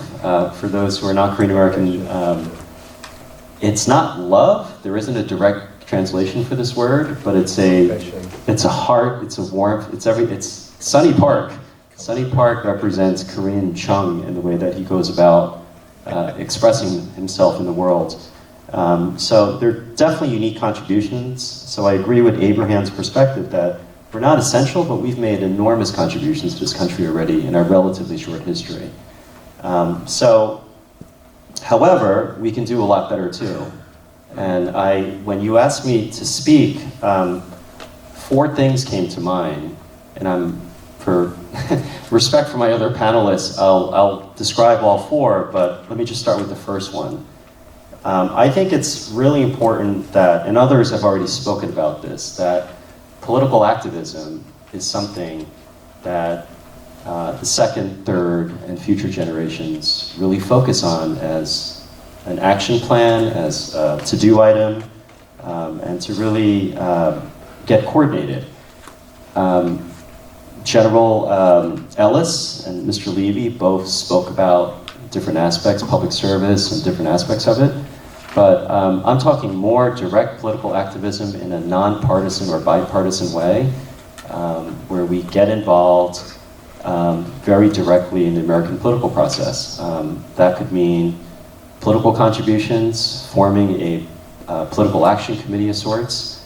It can mean getting involved in individual elections and supporting candidates. A friend of mine who's a councilwoman in Philadelphia, is now thinking about running for mayor, which would be super exciting. She's actually the top rated, she's the #1 polling candidate, or potential candidate, because she hasn't officially announced.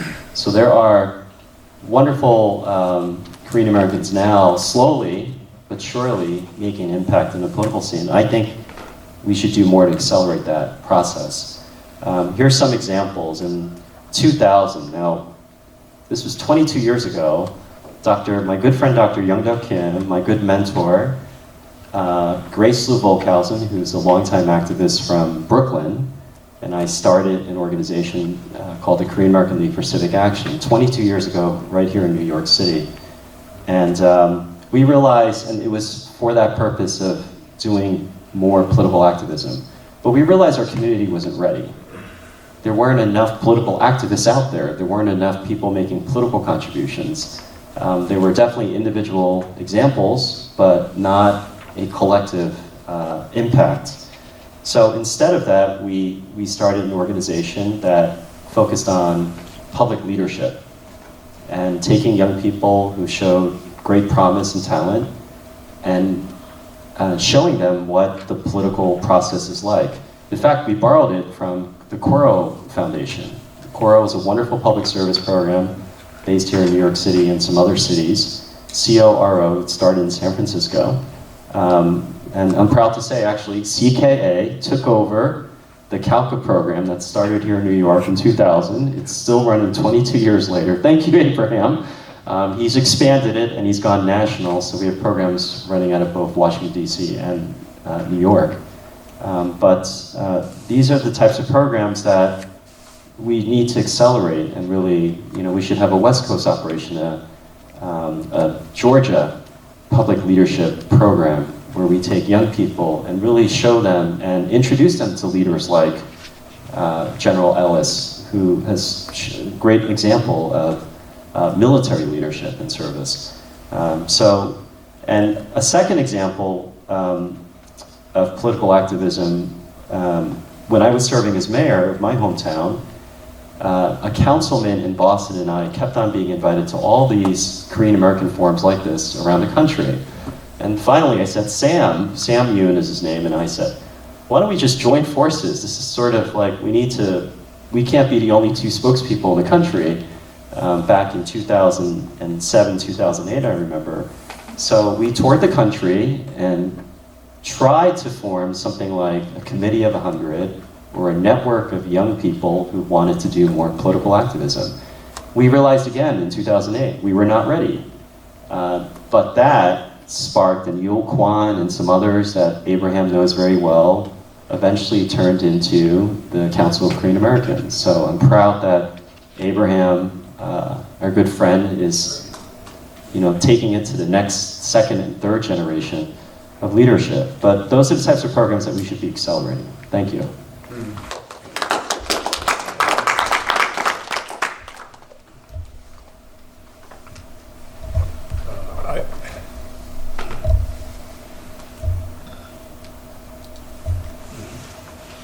I'm from Chicago. I believe that prosperity is achieved by the good quality of culture and virtue and spirit. But now I observe that American culture and the spirit and the virtue are declining. One reason I believe that it comes from prosperity itself. Material prosperity inevitably brings moral decay and spiritual decline if there is no awakening effort. Second thing is a huge influx of immigration culture. Without the process of harmonizing and melting and purifying through the American culture. So we have the Gresham's law that bad money drives out good money. It can apply to the social phenomenon too. Bad culture drives out good culture. Koreans have a good culture and bad culture. Generally speaking, Koreans are smart, hardworking, energetic, and also they are artistic and scholastic, and also spiritually oriented people. But Koreans are extremely emotional. Koreans are selfish and corruptive. Forgive me that I have to straight talk, but that's my observation. Also, Koreans are extremely divisive. So this negative Korean extreme culture, but sometimes if this negative culture sometimes has also good side too. If someone provides good system and strong leadership and also inspiration and motivation, this extreme emotion turns into incredible strength and formidable energy and amazing aspiration to change the history. This great example is Korea's economic miracle. And also we have K-pop culture and excellent in sports, art, semiconductor and technology. So also this kind of the culture, the Korean Americans, this kind of the energy and the strength made the Korean Americans possible to achieve the American dream and make a successful life. So the question is, are Koreans essential to the American prosperity?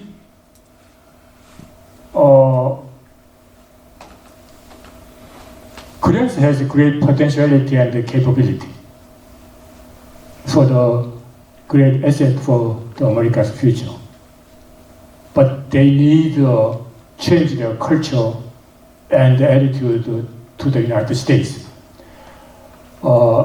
If Koreans are motivated and determined to be a good loyal American, I think they will make a history in the United States. But so far we didn't make it yet. So our assignment is, can we motivate can it determined to be a part of this country and change the America? So if they do, yes, they will be the essential people for the America's prosperity.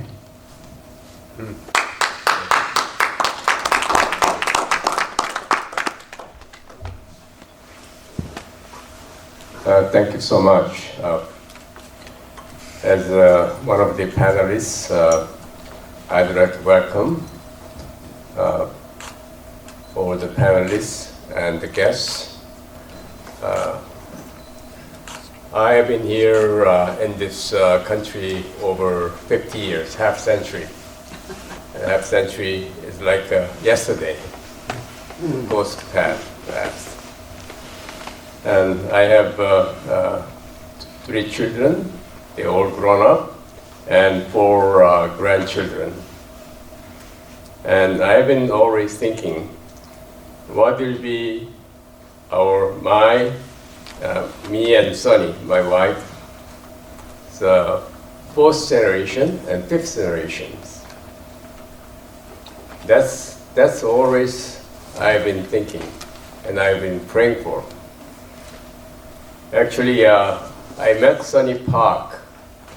Sonny Park, I've not known him, but I've known him through CBMC, and I invited him as a speaker at the LaGuardia Marriott Hotel 20 years ago. And through that fellowship, I became to know, and he introduced me about GNC program.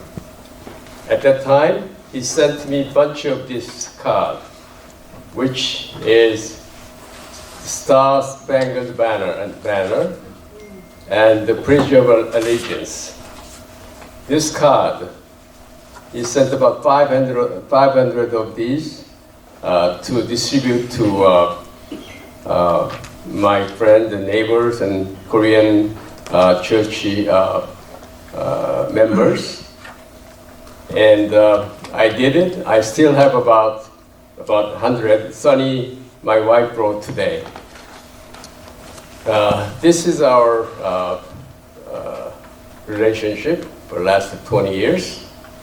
And Sonny Park, in one word, he's a patriot. And I love him. He's my younger brother. He calls me brother, okay? Big brother, actually.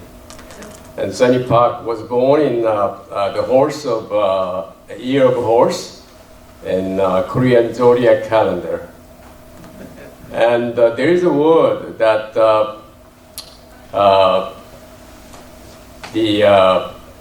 the running horse need more whips to run more, run faster. And we Koreans, all of us, are patriots, including General Ellis and Mr. Harlan Levy and everybody, all Koreans, other Koreans. And we have the same mentality, I think, I believe. And I was born in 1940, and ever since I came to this country half a century ago, I have been still working. I'm not retired. My wife's still working. We're running a company. Why? We could retire. We made enough. Why? Because we love this country. Amen. We love this country so much. When we came to this country, they didn't collect anything. We got on board the great plane carriers. The United States is a plane carriers, I believe. And they just put us on that carrier, on board, and nothing. We just entered in. We didn't pay. And as we lived, I found out, oh, I didn't go to army service in this country. What should I have to do? If I love this country, I have to devote. I have to do something for this country. So, oh, okay, then I have to pay taxes. In order for that, we're still living. We're still working. And I'm not so proud of it. I think it's just what we have to do. That's what I think. Actually, Sunny, my wife, didn't collect any SSI until 75 years old. They called her. This is the last chance until, And then when she went to the SSI office, the clerk called everybody. Here's the lady who didn't collect the tax. Collect the SSI benefits. That was a kind of topic, Anyway, I believe we are Americans of Korean ancestry, essential ethnic group for America's prosperity? Yes. I'm positive. Because we all have that kind of mentality, I believe. And I know that there is, we have to be responsive. In order for that, we have to be responsive to what this country need, what did country ask for. That's how I believe. And we have to also be responsible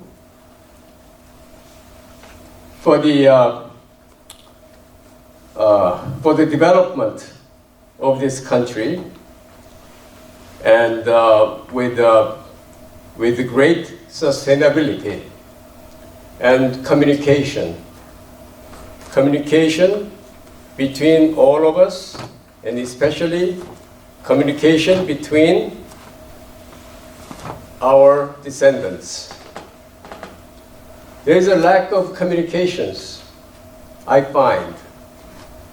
I think my brother Thomas Kang, who is here with his son, John Kang, and his friend, to show what we are doing.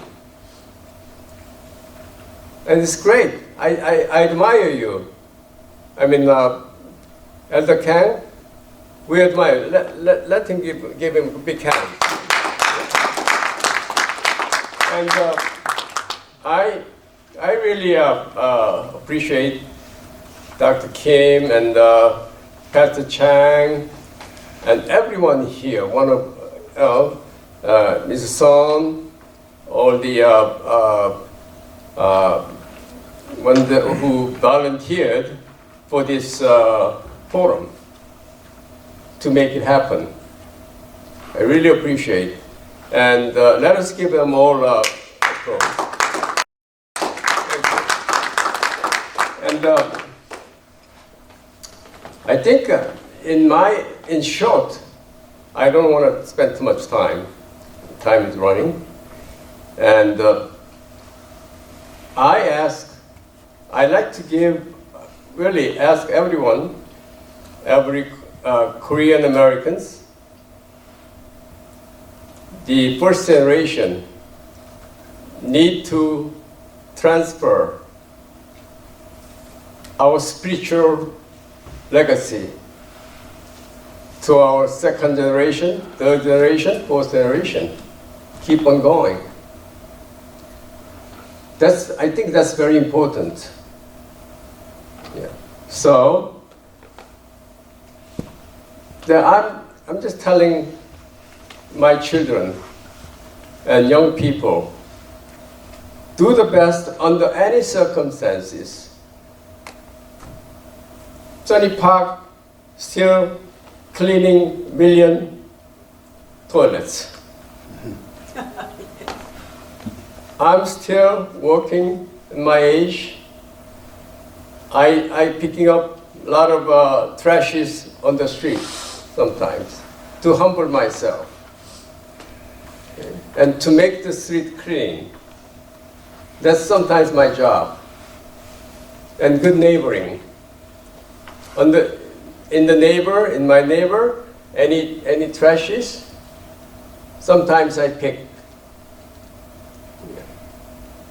That kind of small thing, but it's a good impression to the people like us, like of course Jewish,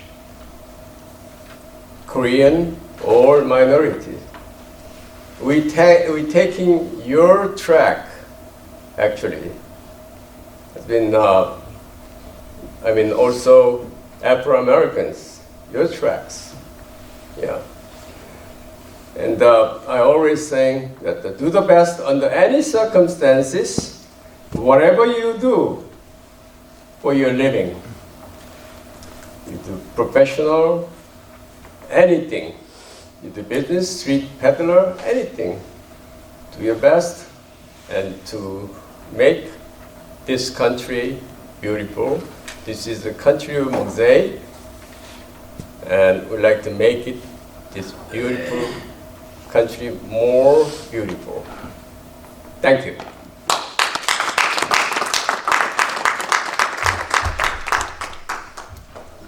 Hello. So first I want to thank Sunny for inviting me. We met not too long ago. I was escorting generals and I met General Cardin for the National Guard for Georgia, and he connected me with Sunny, and we had wine and dinner, and I learned so much about his passion and what he was doing for the community. And so I'm here today. But a little bit, just like Dr. Abraham, I am second generation. I will tell you, I am the legacy of a grandmother who, was colonized by the Japanese in Korea. I am the daughter of immigrants, of first generation. I say that when we talk about really the Korean ancestry. I think, in my life, or as I've served in the country, the United States Army, I have had the blessing of God to have met such amazing leaders and people, and I've learned I am the legacy of their stories, of their sacrifices, just like General Ellis, or everyone here. I think those blessings come with great responsibilities of ownership.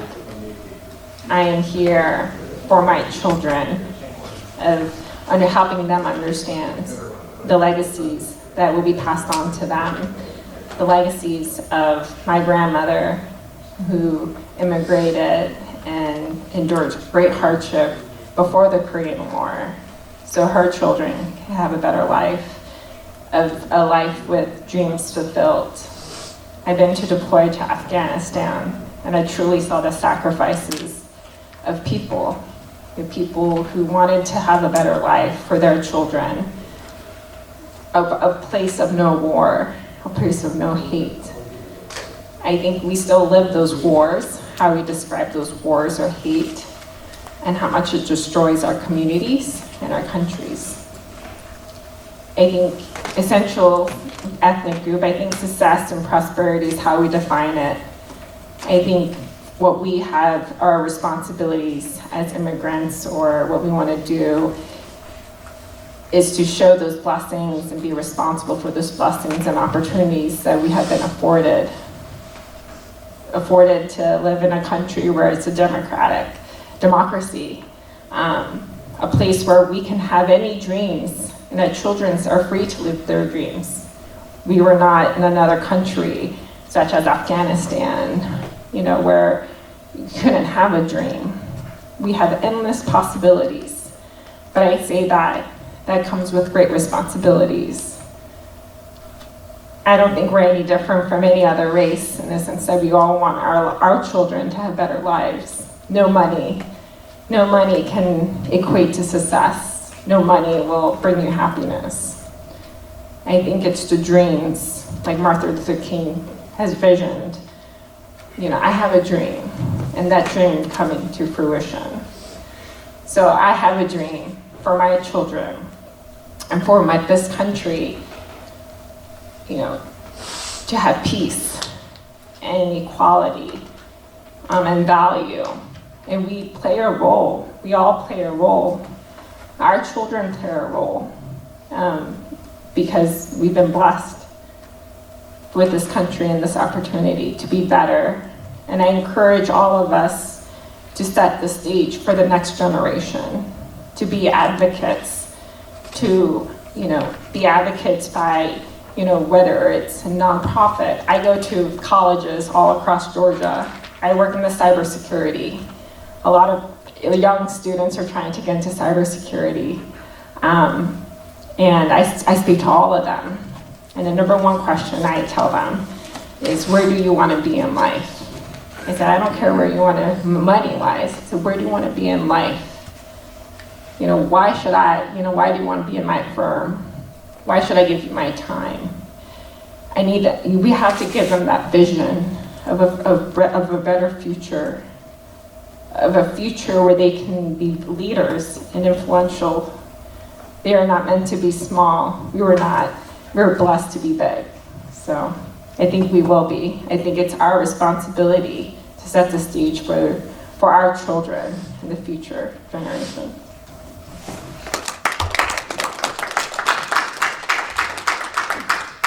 It took more than I anticipated. This is almost 5:22. I was going to take a 10-minute break. We're going to get through. We're going to take a break after the second question, which is very simple. Each panel will have 1 minute to talk about. The second question is does Americans of Korean ancestry desire to become an integral community for the United States? Oh, this is a simple, I think this is a simple question. Do we have it or we don't? The reason I put this question, there's several different ways to explain this question, but with a lot of the first generation Korean Americans have an issue with where we belong.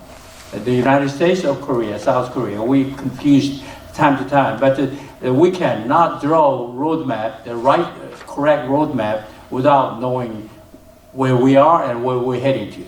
So I thought this is an important question, and I want you to remind yourself that this is not an institutional or study group, but we just collecting opinions and a campaign out to the community. The main purpose of doing this is to stimulate the community, give opportunity to talk about, think about where we're at, the future of our country. So, and then once you pass the second question through, and then we'll have opened the floor, so anyone interested, and then we can talk about it. So, it come the backward. Mr. Kang, what you start first? That's for second question. Do we have a desire? So this is going to be simple. Yes or no, or what? Just 1 minute. Does Americans of Korean ancestry desires to become an integral community for the United States? Of course, yes. Yes.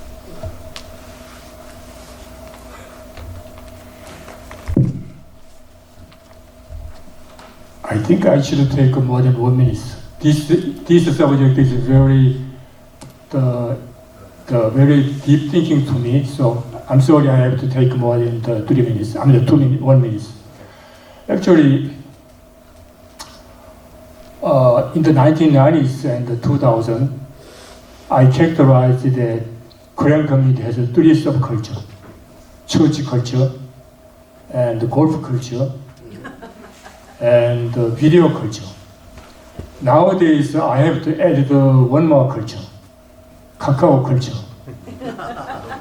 so many the Korean first generation of Korean community are spending so much time and energy and money going to church and playing golf and watching Korean drama and sending KakaoTalk messages.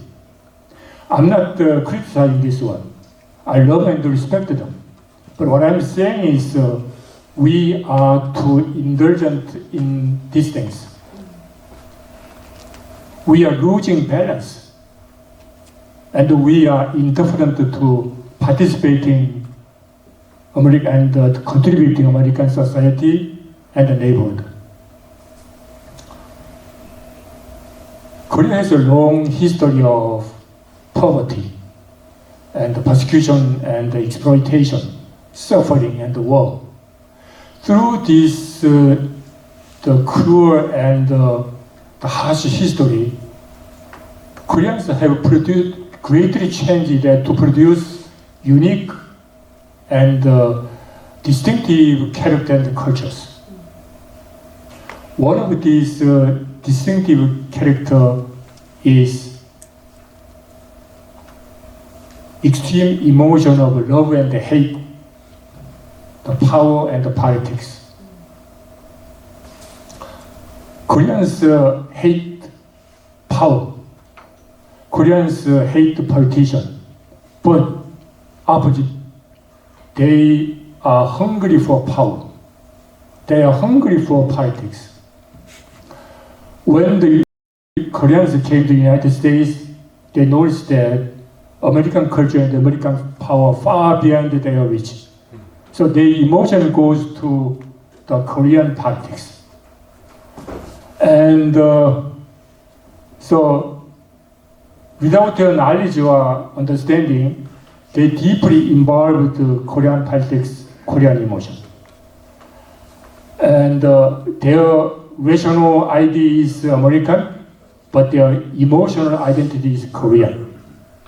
So through this kind of emotional connection, they have kind of vicarious satisfaction for their power-hungry desires. Another Korean's unique character is isolated cultures, isolated characters, and then exclusive characters. Also, close mind and narrow mind. Koreans are not familiar. Koreans are not embrace the difference. Koreans discriminate the difference. Koreans are not comfortable. Koreans are not the familiar living other people, other culture people, other different people. So I say it is the Korean people has a trait of the tribalism. Also, is kind of a character, ethnic nationalism. That's I think that the Korean characters. So my answer to those Americans, Korean ancestry desire to become an integral community for the United States.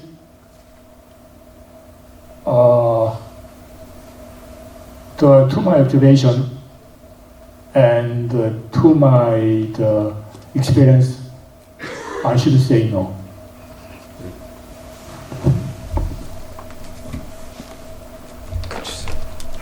So I don't have a yes or no answer to this question. I just think, I view Korean Americans as being very heterogeneous, and there's a spectrum of views on this.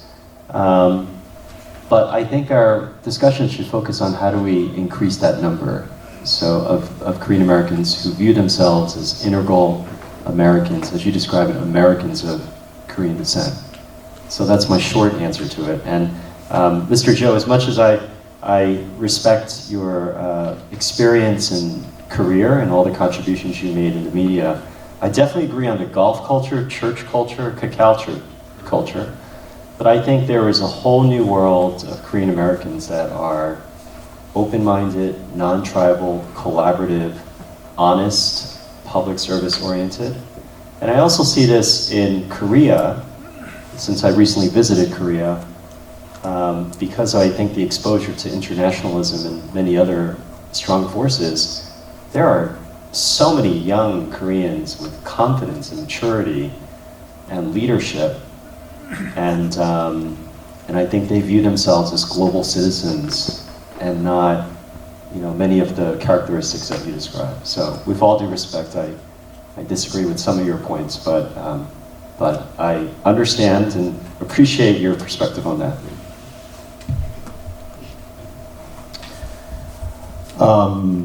Regarding this important question, my opinion is actually from the community that I engage in is I think there is an increasing trend for Korean Americans to become more integral part of the United States. And I think in some ways we have to also broaden how we think about the Korean American community too, including adopted communities, including multiracial, biracial, multiracial communities that have Korean descent in them.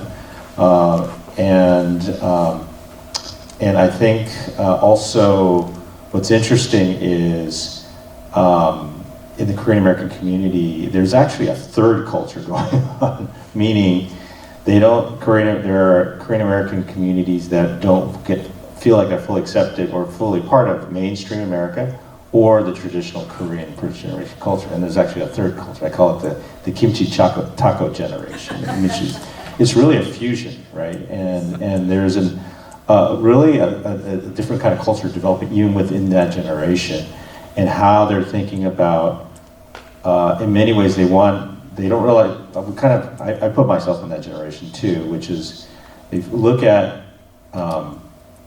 that they don't necessarily belong fully comfortable in either, but they're actively trying to break down those walls so that they are fully part of an active American community as well as even Korean community.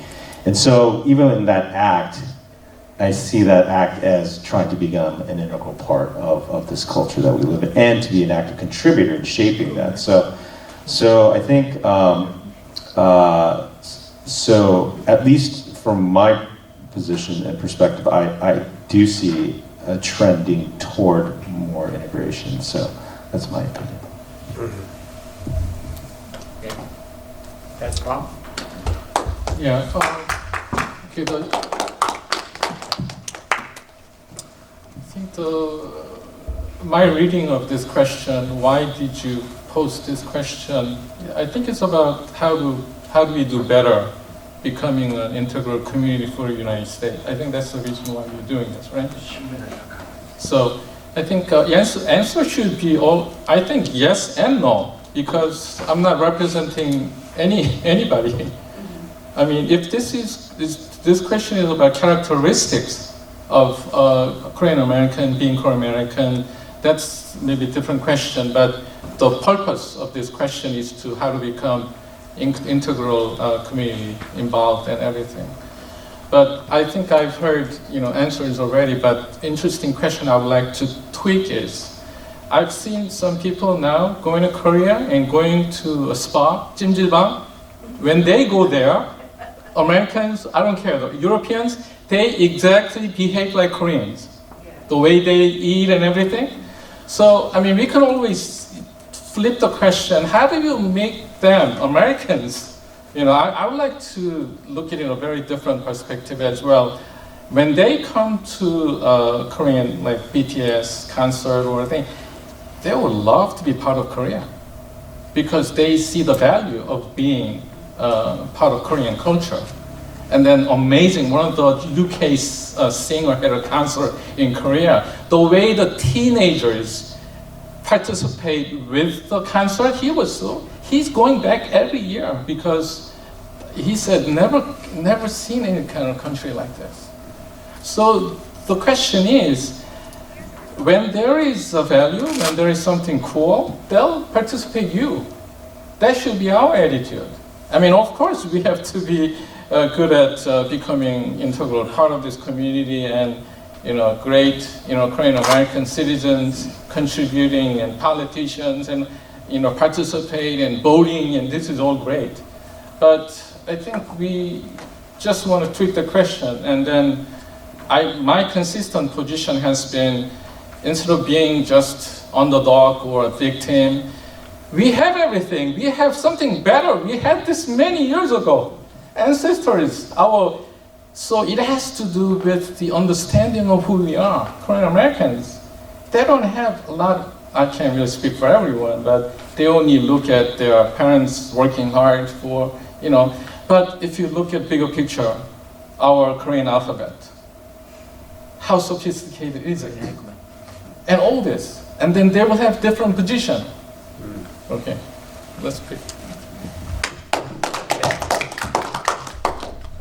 Yes, for the question, the answer should be, I think everyone want to become an integral community for the U.S. if we are U.S. permanent resident or U.S. citizen, because yes, our seed came from Korea, but we are rooted in America. We have to grow. We should not die here. So becoming an integral community is a very important subject that we have to think of.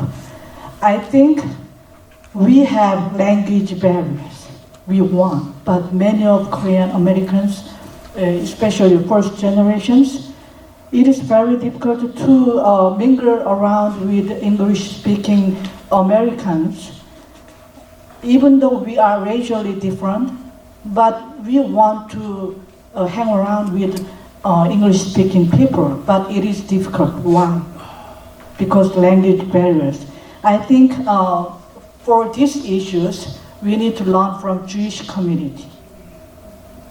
They are all scattered around in the world and diaspora. But in each country, they survive. Not only surviving, they just become the members or the people of the country. But they still maintain their own seed. Yes. I am a Jewish American, Jewish Australian. So we do need to have that kind of thought. And secondly, Koreans work hard, earn money, and some save. But not many of us give effort to protect our assets legally and financially. And we need to increase whatever we saved and protected our assets.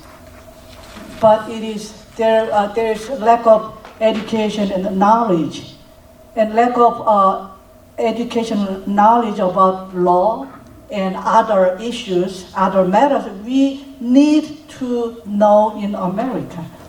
So I think to become an integral community, we need to do, because we are seed rooted, sown here, and we should be rooted here.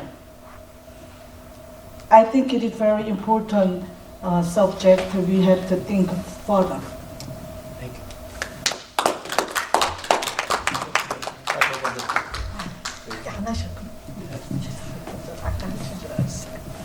Yeah, my opinion is this is a very important subject.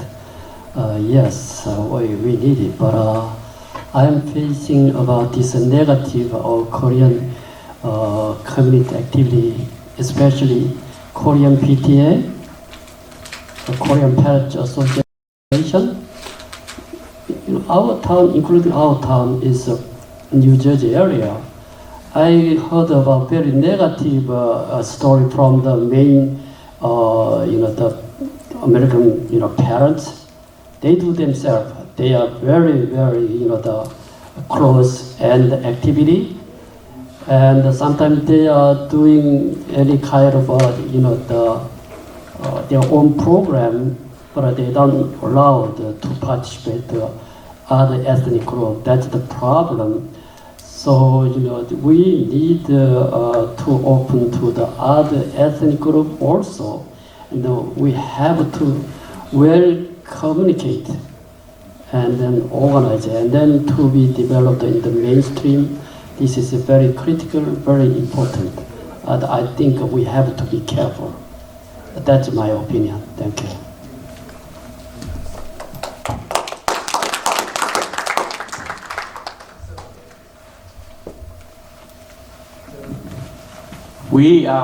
This is a very sophisticated or a controversial question we just talked about. This is very important. I want you to know that the Korean Americans in New York probably saw the red advertisement. We put a lot of different, the media covered this subject. So a few of us discuss this important subject, but actually at home and job, the Korean Americans right now hope. They saw this question and they agonize about. We give the opportunity them to think about this important subject. So I think we give a big impact to the people who have not discussed about. They probably think about it, but this is a complicated subject that some are avoiding to bring this subject to the microphone and talk about ourselves. There's so many different issues in the community, but we are not here to resolve them. We're going to suggest the community how to solve. So I would like to open up. We have now 20 minutes. Actually, the number one question was the most important. When you go to doctor's office, doctor will check on my body and find out what's the symptom. And then we talked about very important issues. So I'd like to open up the floor. So any ladies and gentlemen, I have an opinion. Please take up one of this microphone and then give us your suggestion, please.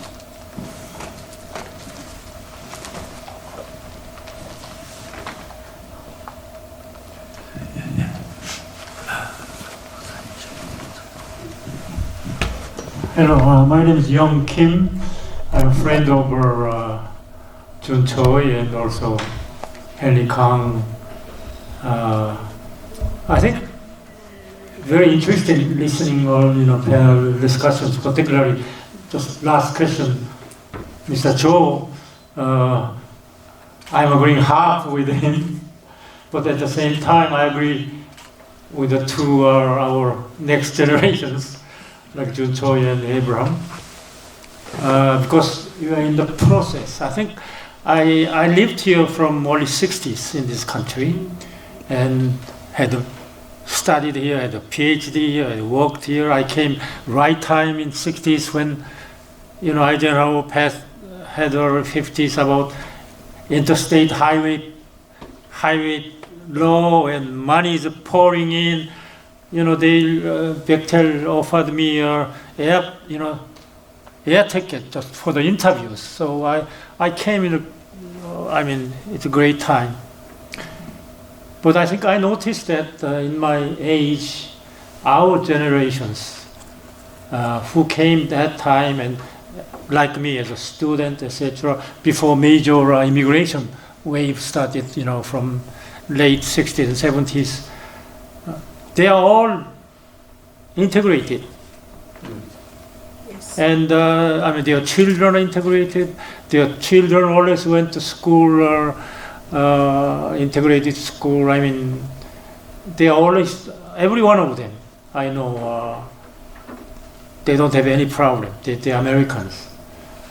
But I think I noticed that more recently, latecomers from 70s up, and Mr. Cho indicated there's some definite trend. You said 4, right? What is the first one? Church. Anyhow, I think I'm sure every ethnic community has that. But when I listening to this 2-hour next generation leaders about our, I mean, its Korean community can be essential to this American community. They are not sure, but I think definitely I think we are moving that direction. I think I agree with that one. But at the same time, again, coming back, Mr. Joe, our old generation thinking, I was thinking that maybe getting too long, but all the historians, I'm history, but like maybe Reverend Bang, and next century is civilization, center of civilization moving toward Asia, and there's many signs of it. But among all Asia, if you look at it, Korea is right in the middle, particularly Far East Asia. There's many aspects that that may come after within the next 100 years. But America is so fortunate that we have so many 2 million Korean Americans. So I have there's many signs of that Korean Americans can really contribute the American society. Recently I'm involved with some big classic music program here, supposed to be one of the most important one this year in the American community. And I noticed, looking at some of the data, world's most important music concours, like including Tchaikovsky's, etc. Last 20 years, 70, those who got the prize was Russians. Would you believe second was 36 Koreans? In a classic music. Now I'm not talking about every Olympics, any others, just classic music. So Koreans very unique. Many now I'm not talking about BTS, but that's another aspect, all right? So many areas there's a sign that Koreans can contribute. We are here in this country. So I'm positive for that. Thank you. Thank you, Dr. Kim. This is so nice to have you here, and you give us such a good advice and good information. Thank you. I agree with you. I agree with every one of you that I attend a lot of different meetings, just like yourselves, in the called mainstream. I am one of the mainstream. You are one of the mainstream members. However, when I go to non-Korean community and I speak up about what Korean American contribute to this country, we make this country better and better. When I arrived in the United States, 1974, I look at the sky and talk to God and talk to America. I say, America, Sonny Park is here. You better be glad I'm here, because I'm here not to beg anything, but I am here to help you. That's what it is. It sounds like a bragging, but that's my story. But I think talk about Korean culture. When we come here, the Korean is a very special, but it's not generosity, but it is a cultural thing, I think. Once we get the benefit of something, we have a mind, we educated for thousands of years, pay back. The Korean register, I don't know, the generation know about this, the Korean family registry. If anybody commit criminal activities, right on top of the name, the red stripe, older generation knows. So 10th generation, 20th generation, they look at the hojo, the family register. Man, 5 generations ago, my grandfather or grandmother was committed some kind of a criminal. So we were under pressure, but don't do anything, but you're harmed and you're insulting your own family. So we are not here to begging anything and taking anything. We want to take advantage of what this country offers, and then we want to pay back. So I talk about my story, but I think that is our story. So pretty much every one of us. So we have now 10 minutes to go, jump over to the third subject. And we have dinner after dinner. I think he's already, Mr. Kang is nervous about to finish it up quickly, but we didn't come here to eat dinner. So we're gonna go on to 7 o'clock. No, don't worry about it. We will finish we want to finish at 6 o'clock, but let's finish by, because it needed 20 minutes. And we're gonna jump over to third session. And then, detailed task for Americans of a Korean ancestry to gain trust as a contributing and respectable ethnic group among our neighbors. I understand what Mr. Gwangdong Cho talked about. We built a great community and a great reputation. We are very hardworking and then respectable ethnic group. However, there's some negative side of it. What negative side? I'm not here to talk about any bad news, but every time I see the TV screen and the massage parlors, the ladies get the handcuffed, and then TV shows all the massage parlors look like a Korean. They try not to talk about that they are from Korea, but whenever I see that scene, I feel so bad because I'm so embarrassed. Those viewers, or whoever saw, the American people, the TV viewers that saw that, and then they go out the street and see my wife and my own daughter, and what do you think? They match, that's a bad. Just a very tiny portion of a Korean American community, but it affects very big, negatively. We talked about, Mr. Cho wrote an essay about the Korean Americans, the first generations, not teaching, act as a role model for our next generation. We cheat on taxes, we cheat on regulations and things like that. We are generally all good. Like I said, we are very good. Even people call us a model minority, no trouble. It's the positive. I want to talk about the positive side of that. However, we have something very, very unique thing that they need to pay attention to it. So I have, to make it 20 minutes worthwhile, if you look at page, I think it's 12, page 12, there's no page mark here, but if you look at this page here, this is the 7th forum. We've been doing it, this is the 6th time, this is the 7th. And then we discuss the same subject. Discussion is pretty much the same. And then this is a very, very special and I'm very proud of this panel, what we have discussed and what we heard about your opinion. Then if you look at the bottom here, this is a conclusion from the previous, one of the forum we conducted a long time ago. So based on that, and then what else, anything we need to add, then let's go that way so we can use the time more effectively. We already discussed, and this is a result, the conclusion that we have. This is like if I read it through, we have to think as an Actian American. We're in the border, and I shared with someone else earlier. I don't serve two gods. I don't serve the two wives. I don't serve two countries. That's pretty much. I'm American. I sworn at the courthouse. This American flag was there. I sworn in to front of a judge, and I'm American. I'll be loyal, patriotic American. If ever this country engaged a war against the country where you're from, you bear arms and shoot them.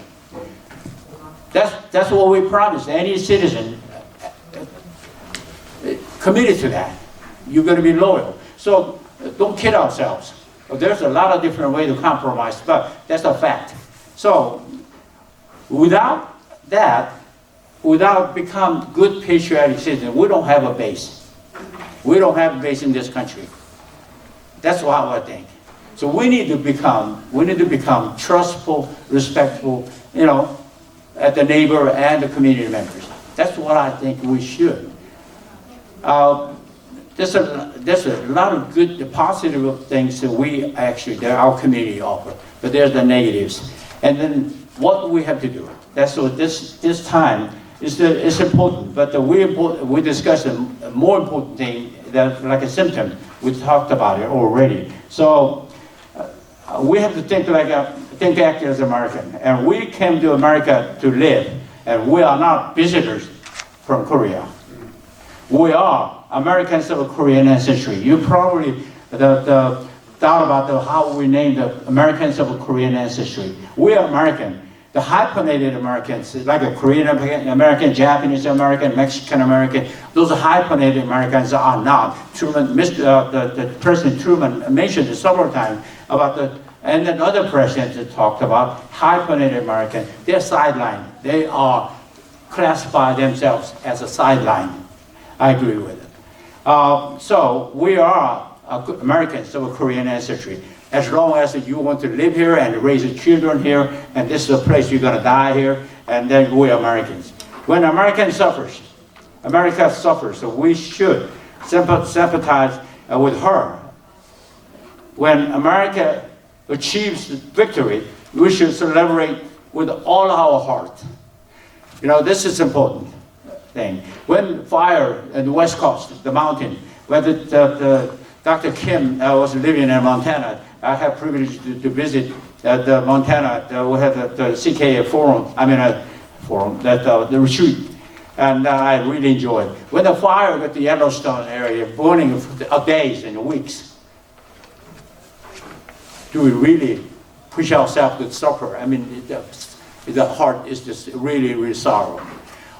Compared to Gangwon-do, somewhere that got flooded, and then people died. It's all bad, but your heart is the more impact. Which is that?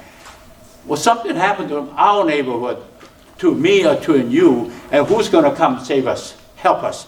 Our neighbors. The people in the Gangwon-do will not come in. It's just a practical question. So we are American. We're the neighbors of American neighborhood. And that's what I try to emphasize. It. We need to sympathize with American sufferers, neighbors, poor neighbors, whatever going on. It's my home. I gotta fix my roof leak. There's something going on in the community, in school, something going on in the school. We gotta jump in and fix it because it's my problem. That's what I see. The high school dropout that I mentioned about, there's America have a better future because of too many kids are dropping out of high school. It's somebody else they are a bad family, and so we cannot just pass by and laugh at them because they are my neighbor and they're the one who come and help me if I'm in trouble. We're in the same boat, and then there's no two boats in America. That's how I look at it. So the next one is that we should study American history to be patriotic to America.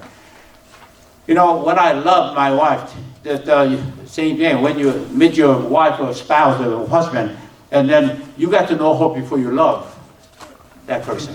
America is hard for us to live. We don't look like American, Asian faces. So we don't perceive it as American. People think we are visitors. People think we are a foreigner and more loyal to the country where they're from. Fourth generation, third generation. Jun Choi, he was a mayor of a city in New Jersey. But when stranger people look at him and say, is he visiting here? I mean, that's the thing. I'm not complaining. That's the reality. That's what we're dealing with every day. And our children at school, that's what they're dealing with. So how can we fix it? We got to have a better reputation when we have some more. That's what I'm talking about. Policies toward it. That's why we have to study. You want to love the country, love the United States, we got to know her. So this is the thing. The kids learning American history at school, but we, the first generation, second generation, we need to show the love of this country. You love, but I love Korea more. I don't think it's going to work. That's my opinion. And then lastly, the policies toward the Korean American in Korea can at times hinder the American of Korean ancestry to become an integral part of America. Stick to where you live. Fulfill your duties as a good American citizen. Only then will American of Korean ancestry become the respected minority group. That's how I look at it. We got to take care of our neighbors. There's something going bad, we got to take care of it. It's like a roof leak. We got to fix it. It's my country and my neighborhood. That's what I look at. So I spent too much time already. We got 10 minutes. And then we go around it. Instead of go to everyone, just random, whoever have opinion, just help out. Give opinion. Yeah.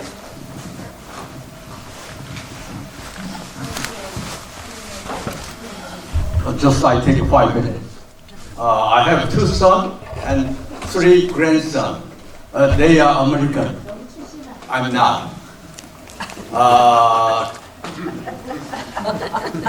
여기 떠나시기 전에 이 신문 하나씩 꼭 가져가세요. 그렇게 하고 여기에 그 레빈 랭귀지 센터 광고를 꼭 봐주시기 바랍니다. 그래 제가 지금 생각하는 거는 미국에서 선교사를 엄청 많이 한국, 일본, 중국에 보냈습니다. 그런데 가장 성공한 데는 한국뿐입니다. 그래서 지금 제너럴의 말씀 중에서 액션, 캡틴 말씀 중에서 dream, we have action dream, dream action. 우리 자녀들에게 한국말, 일본말, 중국말을 가리키면 그들이 어디 가서 무엇을 하든지 간에 opportunity가 더 많으리라고 생각을 합니다. 그래서 학생을 좀 보내주시고 학생을 서포트하는 프로그램이 있으니까 거기에도 좀 참석을 해주시면 좋겠고요. 저희가 지금 C stand for Christ and China, J stand for Jesus and Japan, K stand for King and Korea. Wow. China, Japan, Korea could be harmonized and the world be harmonized by Jesus Christ. Amen.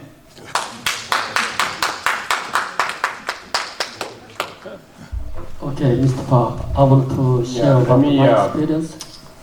Additionally, to Mr. Thomas Kang's he said good words, and actually he has a building in Manhattan, and he's making that, renovating that building for a center, for Asian cultural center, teaching the second, third generations, the Korean, Chinese, Japanese, and of course English and these languages. So he's asking for, to support him. All right. I think it's a good, also one of the series of one of the purposes of the Good Neighboring Campaign Foundation. So I think we can coordinate.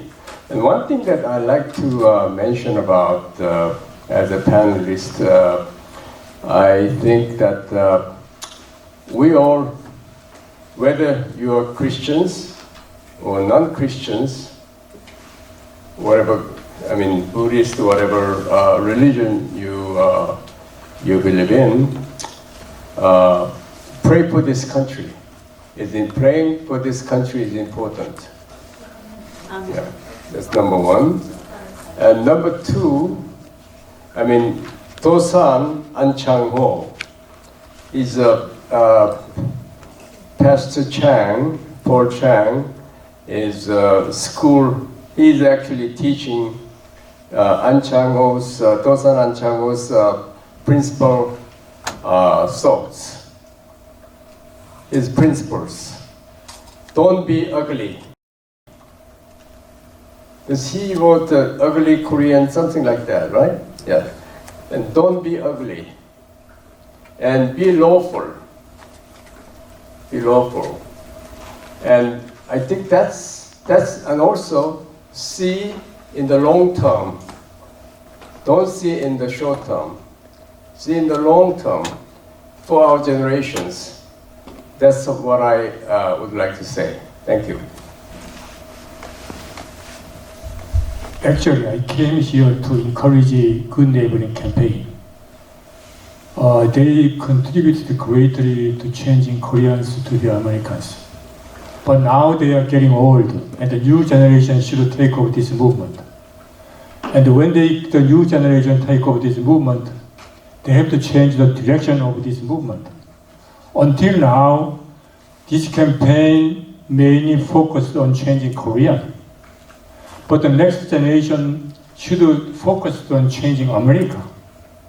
So the changing America for me is the most important is education. So one example I suggest for education is the kind of after school, combining with the Korean good culture and the American good culture. And this after school is not only helping the study, but also encouraging motivation and cultivating the integrity and also the training discipline. So these kind of the detailed programs, these programs, I suggest two kind of programs. One is general after school for general area for general children and the aspiring children in general area. But next one is after school for underprivileged children and the left behind children. So many young children are open to crime and the violence and the drugs after school. So if we give them a courage, hope, and then the determination, they will be the seed of the future. Then this campaign will greatly contribute to the changing America and the future of America. Thank you. I think there is one, Debbie Ann should be the first questioner, I think, for this at the forum that we promised. Is Debbie Ann? No? Okay. So earlier I answered your question about are Korean Americans essential to America, and I said I wasn't sure, but we made important contributions. But I do believe America is an essential nation in the world today, and in that sense I absolutely agree with Mr. Joe that Korean Americans are in a unique position to help change America for the better. And so in that vein, I spoke about political activism before, but I do want to talk about three other points. One I term strategic advocacy, and this is something that we can really learn. I studied how African Americans in this country, with enormous obstacles and just unbelievable tragedy that they face, how they amass power, and how the Congressional Black Caucus works very extremely effectively and strategically. I think Korean Americans can learn a lot about that. Also from the Jewish American community, they have the Apex organization and also now J Street on the other side. I think a professional lobbying organization in Washington, and also as a former mayor, I see the importance of local grassroots organizing, city, here in New York City. I want to introduce my friend Sung Choi, who has been involved in so many important issues affecting the Korean American community here in New York City. As one example, the states play an enormous role in influencing where literally billions and trillions of dollars collectively are directed. And I don't want to forget about the very high number of Korean Americans who still live in poverty, who don't have basic healthcare insurance. Korean Americans are still the most linguistically isolated ethnic group in America, that we have our own enormous challenges here. And by being very strategic and effective and by practicing political activism, we could improve that as well. The third is related, I call it civic infrastructure. earlier people talked about philanthropy, but this is a network of organizations and community leaders that work together that say, we're going to change, you go into a community and a group of leaders can say, we need to increase the rate of basic health care coverage from 30% to 90%, as an example. That can be done, and I've seen different groups do this, but we as a community, I have not seen very many good examples within the Korean American community of doing this. So that can be done through just building up civic infrastructure, building up folks who know how to run nonprofit organizations. This is a very service-oriented type of network. It could be cultural.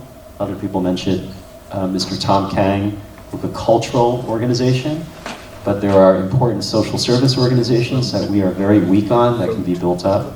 That's third. And then the last one, the fourth point, is something we can all do it's not always easy, but if each of us made a commitment to become not just friends, but good friends, and build understanding and trust with 3 people who are not like us. Different ethnic groups, different multiracial groups. We need to build broad-based multiracial coalitions. And we have not been good at that. And that has to be done if Korean Americans will ever truly be viewed as true Americans, in my belief. We need to do that better. So thank you for the opportunity. Such a wonderful. That before, right after the Dr. Kim speak, I'd like to hear the General Ellis, what your opinion about the discussion, full discussion we just had. Okay, Dr. Kim. I agree with my friend June here. Everything he says, I think we kind of think very much alike. And I just have one thing.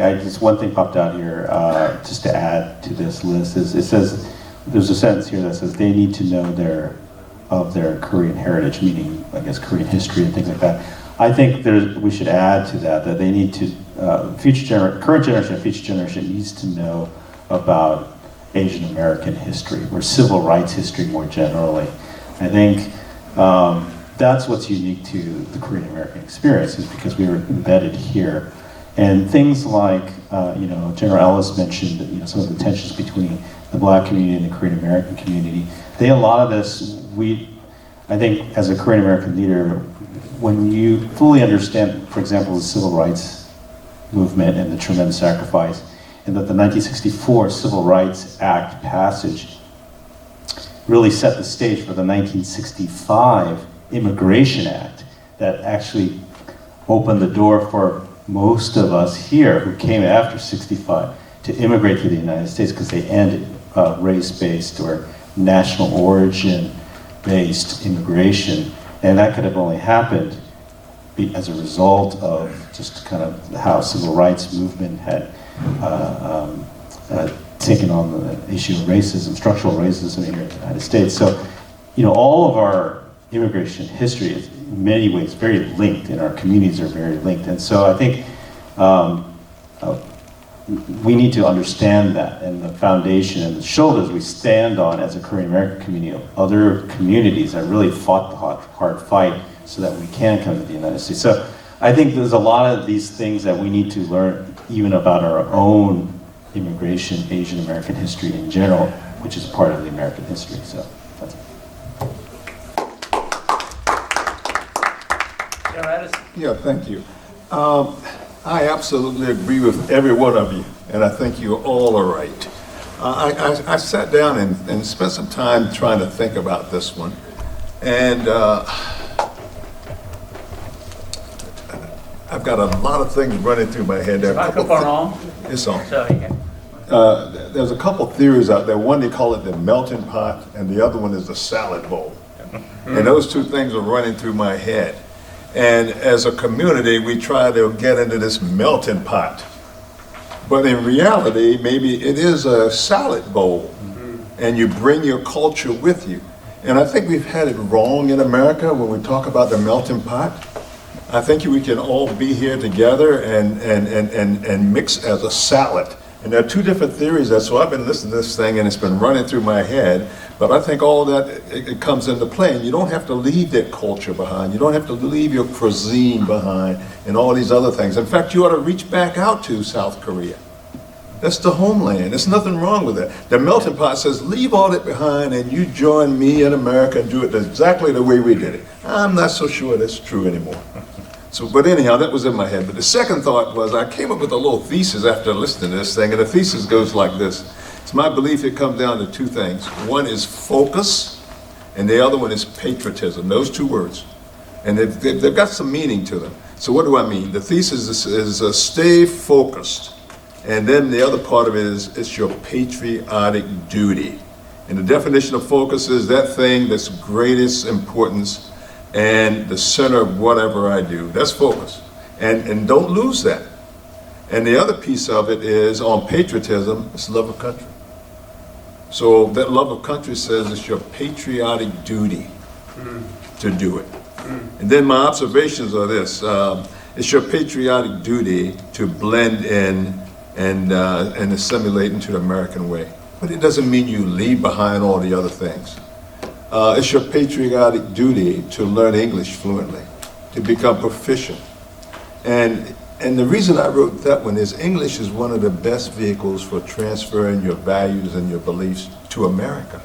Don't leave it behind, but use the English. So if you become fluent in English, then you can bring that and bring it and put it in a melting pot or put it in the salad bowl.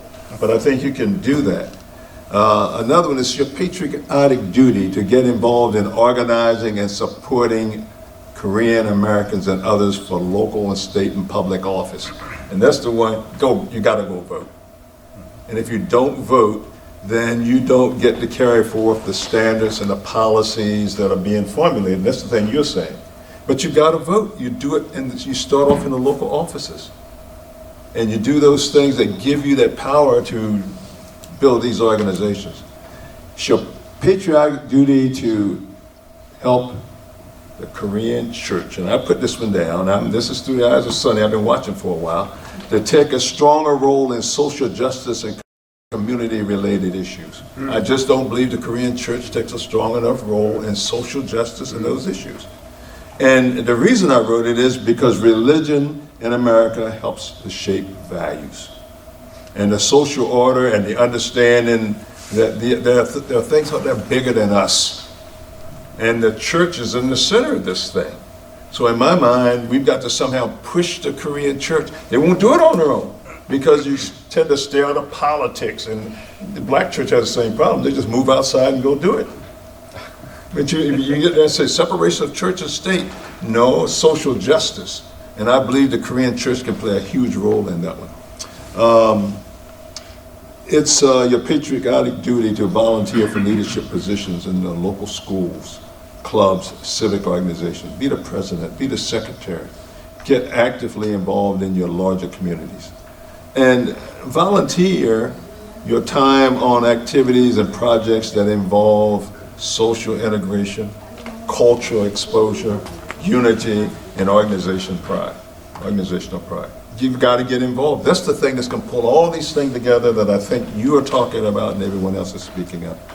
And it's your patriotic duty to rally the Korean community and affect large-scale mobilization of efforts around what I call common interests, such as sports and summer camps and science clubs and boys and girls clubs, and mobilize the local community to go back to Korea. Take some tours and go back to the homeland. That's part of who you are. That's what you bring. And that's the melting pot. That's what makes America great. We're all immigrants. Everyone here is an immigrant. And you have something to add. And those other questions, damn right, you belong here. And you have something to add. And it's that important. I really believe it. But that one, Sonny, I had to work on that one a little bit. I thought about it, and I may be wrong. I don't know. But I believe everything you've all said is May I just add that General Ellis's words, the U.S. Army has been on the forefront of civil rights and promoting diversity in this country for decades. So just a shout out to the U.S. Army. I remember reading General Colin Powell's book on this. Yeah, I'll speak to that very quickly. You are absolutely right. And I'm a product of it. Okay? So when in 1964, the schools were still segregated in Maryland. That's when we integrated the schools. They used to send kids out of the state to another state in the north because they didn't want you to go to the schools. So I didn't have the opportunity to go to West Point. I think there were 8 blacks in the West Point class of 68. The one that I would have been in wouldn't have had the opportunity. But I ended up being the 4th black 4-star general in the United States Army. But it was because of all these things you're talking about and other people are talking about that provided an opportunity. Sure, I had to work hard. Sure, I had to deliver. But it was the opportunity that was presented, and the military it tends to lead in their forefront. You get some pushback. It's out there. We got taken to court, and we're still doing it. One more thing, and I'll shut up. Selection boards. That's how we select our leaders. So what we did in the Army, we made it a policy. And the policy at the time was that if you have a female in the population that's being looked at, then you have to have a female on the board. If you have a Korean in the population, then you have to have a Korean on the board. That's the way we did it. They took us to court. But that's how we changed the system. And so all the things you were saying are so right, and they're right on target. I can't agree more. Anyhow, enough. I'm off my soapbox. Thank you, General Ellis. This is 22. We're gonna have 10 more minutes. However, we will continue. It smells good here. That we have a food. That the dinner is here. So we're gonna continue on the discussion at the dinner table. However, let's finish up in 2 minutes each, maximum. Please. Okay. So I think so far we also discussed. I completely agree with you about advocacy, and this is something that Korean people are not good at. So it's important that to improve something that you're not good at, of course, but sometimes it's a better strategy when you are maximizing the Korean people what they're good at. I think we've taken different strategies, but this is very exciting time that American people, Korean Americans, are very proud of being Korean, their culture and music. And then American people will be gravitated towards who you are in your origin and your culture. I think don't never discount this kind of strategy. There might be even more American way of doing things, because we have a lot of influencers doing Instagram and all this. Yeah, it's a culture. Then people are gravitated towards people who are doing advocacy, yes, but never forget that we have rich culture and history, and we are reshaping history, even world order now. So we need to know who we are first, and then they'll understand what they can do with tremendous pride, and that's my approach.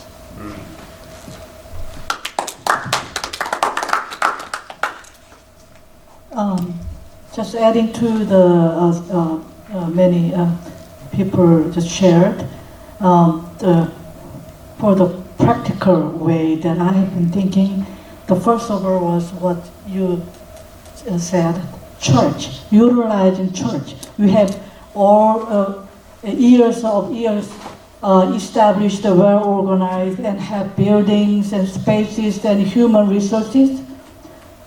It can be also free of charge, so we can immediately start if any church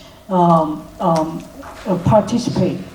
So we have good plan and have churches join, participate, and open door. And also we are talking about isolation because we are marginalized, but it has to become multi-ethnic. We already have multi-ethnic families. We are beginning of multi-ethnic families. Our children are marrying to non-Koreans. So church open door, and then it is not for Korean or Korean second generation, but all ethnic background, anyone, that kind of program. So when we begin to give, then there's the way that we can gain trust, and then we can receive. So I think it is very important. We need to have very practical plan, strategy, and also prosperity. The Korean hard worker, we are very smart hard worker, and we have good resources. But the one problem is we are not cooperating. We need to look at Jewish people and Chinese people. In New York, we have the result of our own individual life, individual way of living in America. The Korean community has pushed back all the way back from Flushing because the Chinese people are very good in cooperating. When they face the end of lease of Manhattan Chinatown, 15 years before, they created committee. And then they started collecting investment, and then purchasing properties where the all Koreans were tenants. So we shifting ownership from Korean or non-Korean to Chinese people. The Korean business district became to Chinese business district. So I'm not just, we do need to compete each other, but we need to think about our community, our next generation, and in order to survive and grow in America, we should not lose whatever we have to pile up and save. So that's, I think, the practical way that we need to organize, create a community or whatsoever, so that we can move on one by one.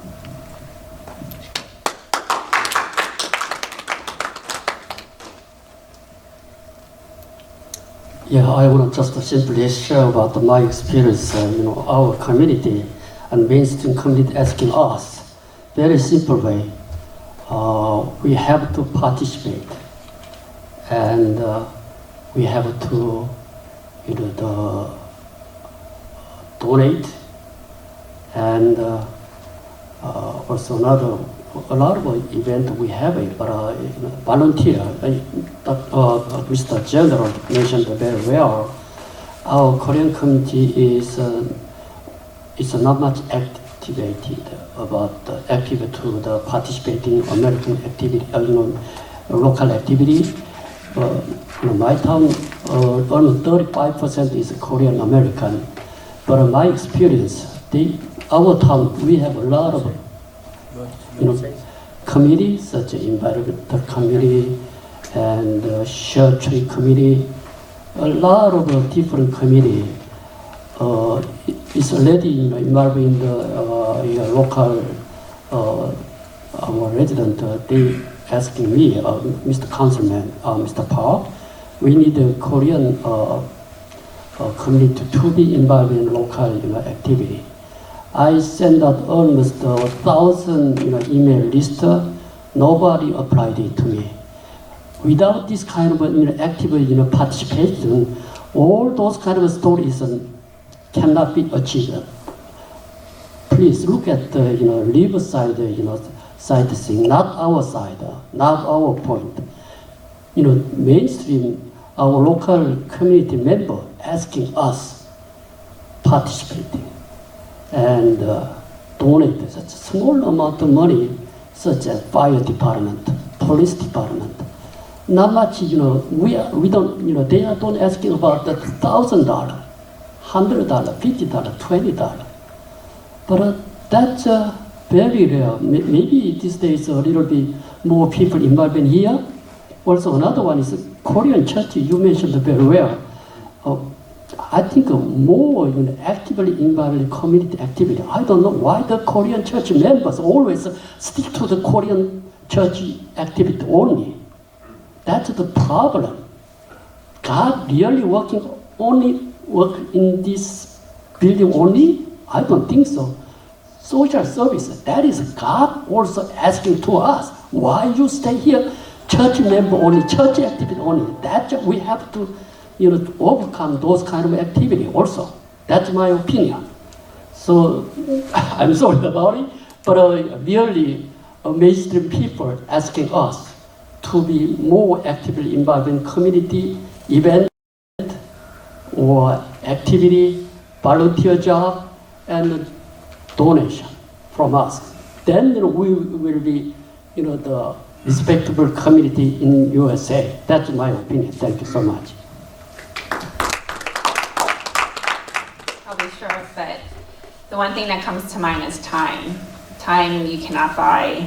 Time is very rare, right? This time we get to spend together, and the lessons and our thoughts and our histories. And this is time, right? Time is so precious.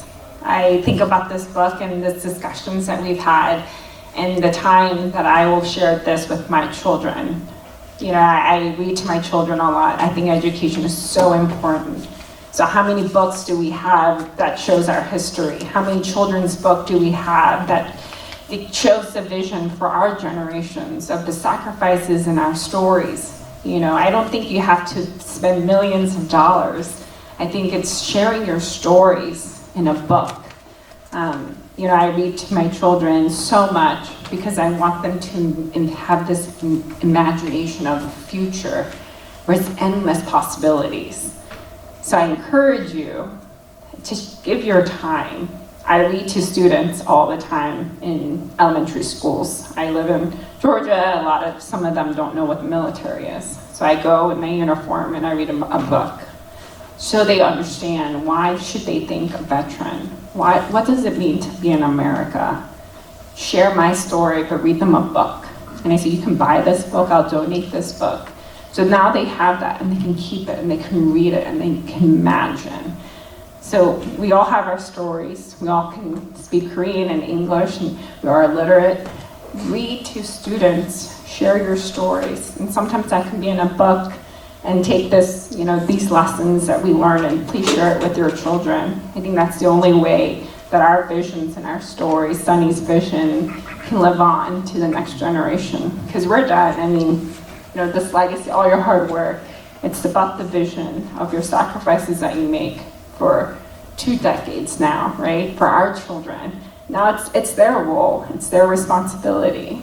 So please read to your children, please tell them your stories, and give them your time.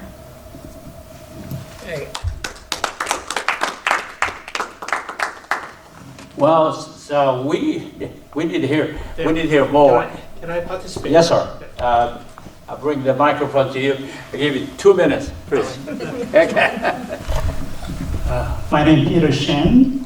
I'm practicing law in the Flushing, New York.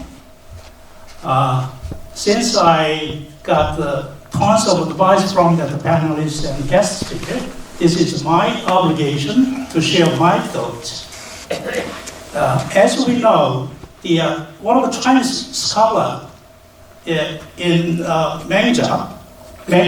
mentors, he said there was a leaders' characters, there was a 4 leaders' characters to lead their society, their country.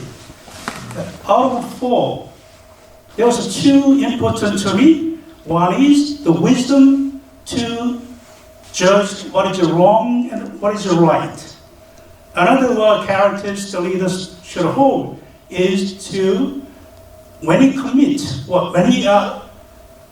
violates some of the rules, they should feel that shameful feeling. There's 2 important characters leaders should hold. As everybody knows that Charles Darwin, in his natural selection and the origin of genes, he said in 1959, most animals in the world so selfish, they are born created as selfishness to survive in this the world. However, Charles Dickens states, even though only there's a unique animal, the Homo sapiens has a cultural good things. DNA, he calls is defined as memes. How do you carry out the memes throughout your next generation? He basically says you have to educate, you have to train, you discipline yourself, your society. is a good culture. He says good culture, good things. But he says that if one group of society has more patriotism, more sacrifice, more morale, that tribe will conquer and will when they compete with other tribes with a lack of such kind of good character. Now let's go to our focus in Korean, especially on the first generation of Korean, what their characters. In 1921, one of the Japanese scholars who studied Korean and Korea, he said he found there was so polarized between that the groups, we call it 당파, between that the power groups, they was so polarized. In the Joseon dynasty, the general mentioned that the Joseon is a good meaning of that. In 500 years Joseon dynasty, we have thousand happenings and occasions who was sacrificed through that struggle between that the party struggles, power struggle. So he said is one is so polarized character is one of the Koreans characters who hold it, and the other one is he said something is mixed up with what was personal, what is business, and the next thing is basically is honesty. It's a lack of honesty. However, followed by that the novelist Lee Kwang-soo, he is published in 1922 on the journal similar, what was a Korean ancestors to correct and change their character, pretty much similar. We have that Lee Ryung, one of the scholars in Korea who passed away in February. And he still mentioned that the same thing. We have so polarized, we have so selfishness, we have the two not lack of a certain kind of honesty. And we are polarized to defeatism. So what I suggest, we have to continue to educate through the church what was our bad national consensus or characters, how we're going to correct through that education. I would suggest that we have to set up some watchdogs. There's many struggle and argue and conflict in Korean community, in society, small and big society, including church. We have to do how they operate, whether or not the law-abiding operation for that organization. Many of times I watch, they are not. Therefore, to integral part of American respectful society, we used to correct our undesirable Korean character, especially on first immigrant who still carrying out that kind of genes. That's my opinion. Thank you very much. Yeah, well said. It's time to close. And I apologize, I'm such a bad facilitator here this evening. It took 39 minutes longer than we planned it. We just smell good, and my stomach is really calling to close this. Well, number one, thank you so much for your participation. This Saturday afternoon, evening, you come here and share your valuable time with us and panel. Just such a great opportunity to hear about your opinion. And then this is all, you're part of the history. And then you're the one who did not pass the issue. There are issues in our community, and you want to come here and spend this valuable time to discuss, find the solution. And then I am very grateful. Thanks, General Ellis. You come from all the way to Atlanta and arrive here and come here, and then tomorrow morning, 10 o'clock flight, you're leaving. Mr. Joe, that you come from Chicago and came here just to discuss about it. Everyone, we saw the big elephant, and then some saw the front side of a trunk of the elephant, some saw the tail side of it, and then we talked about all around. That's what we discussed. This is why the forum is needed, and then we have this, because I think that, I'm biased, I guess, but I think if we spend the time very productively, and this can be recorded as a history, and you're the one who made this happen, they're greatly appreciated. So far, what we discussed, and then this is, please take this booklet, and then what we have done. We like to convert and make the Korean immigrants to true patriotic Americans. So you got to know her. And then say a Pledge of Allegiance. You know, this is one of the first ones. When you see American flag, first thing we need to, as American, we need to have when you see a flag, when I see the flag, after about 10 years, my body goosebumps when I said, I pledge allegiance to the flag of the United States of America. I tell you, a goosebump comes to my body, and I say, oh, maybe I just turned to American. That is a momentum, and I felt, I'm American. I think we need that. I like to see more people. So we do American the history class, and also we do a manner class. We teach the American history class, and also the American manners school. We provide a school workshop to Sunday school teachers at the churches, Korean American churches, so they can teach Sunday school kids, the students, about the manners, the etiquette of American etiquette. Because we are, the first generation, are incapable to teach them. I thought it was very important, so that's what we're doing.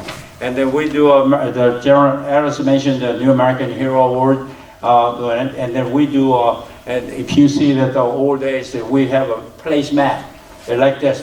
And when you go to a restaurant, and then you have a placemat, and we print out millions of copies. And the American history, little game and little joke, and then people rather talk about America and neighborhood rather than talk about something negative. And then we have a forum on this forum. That's some of those work we're doing. And to keep it up, and please keep that good neighboring campaign in mind and share with others. This I started 2000. It was becoming a legal entity, and then still so far self-funding. I'm the one. I remember you heard that I said, cleaning so many toilets, I make more than what I need, and I spend my time and money for some of these things. And then I'm very grateful to have the opportunity to serve this community, the agenda that actually so far very self-funding. However, I'm getting old. The first generation is gonna fade away.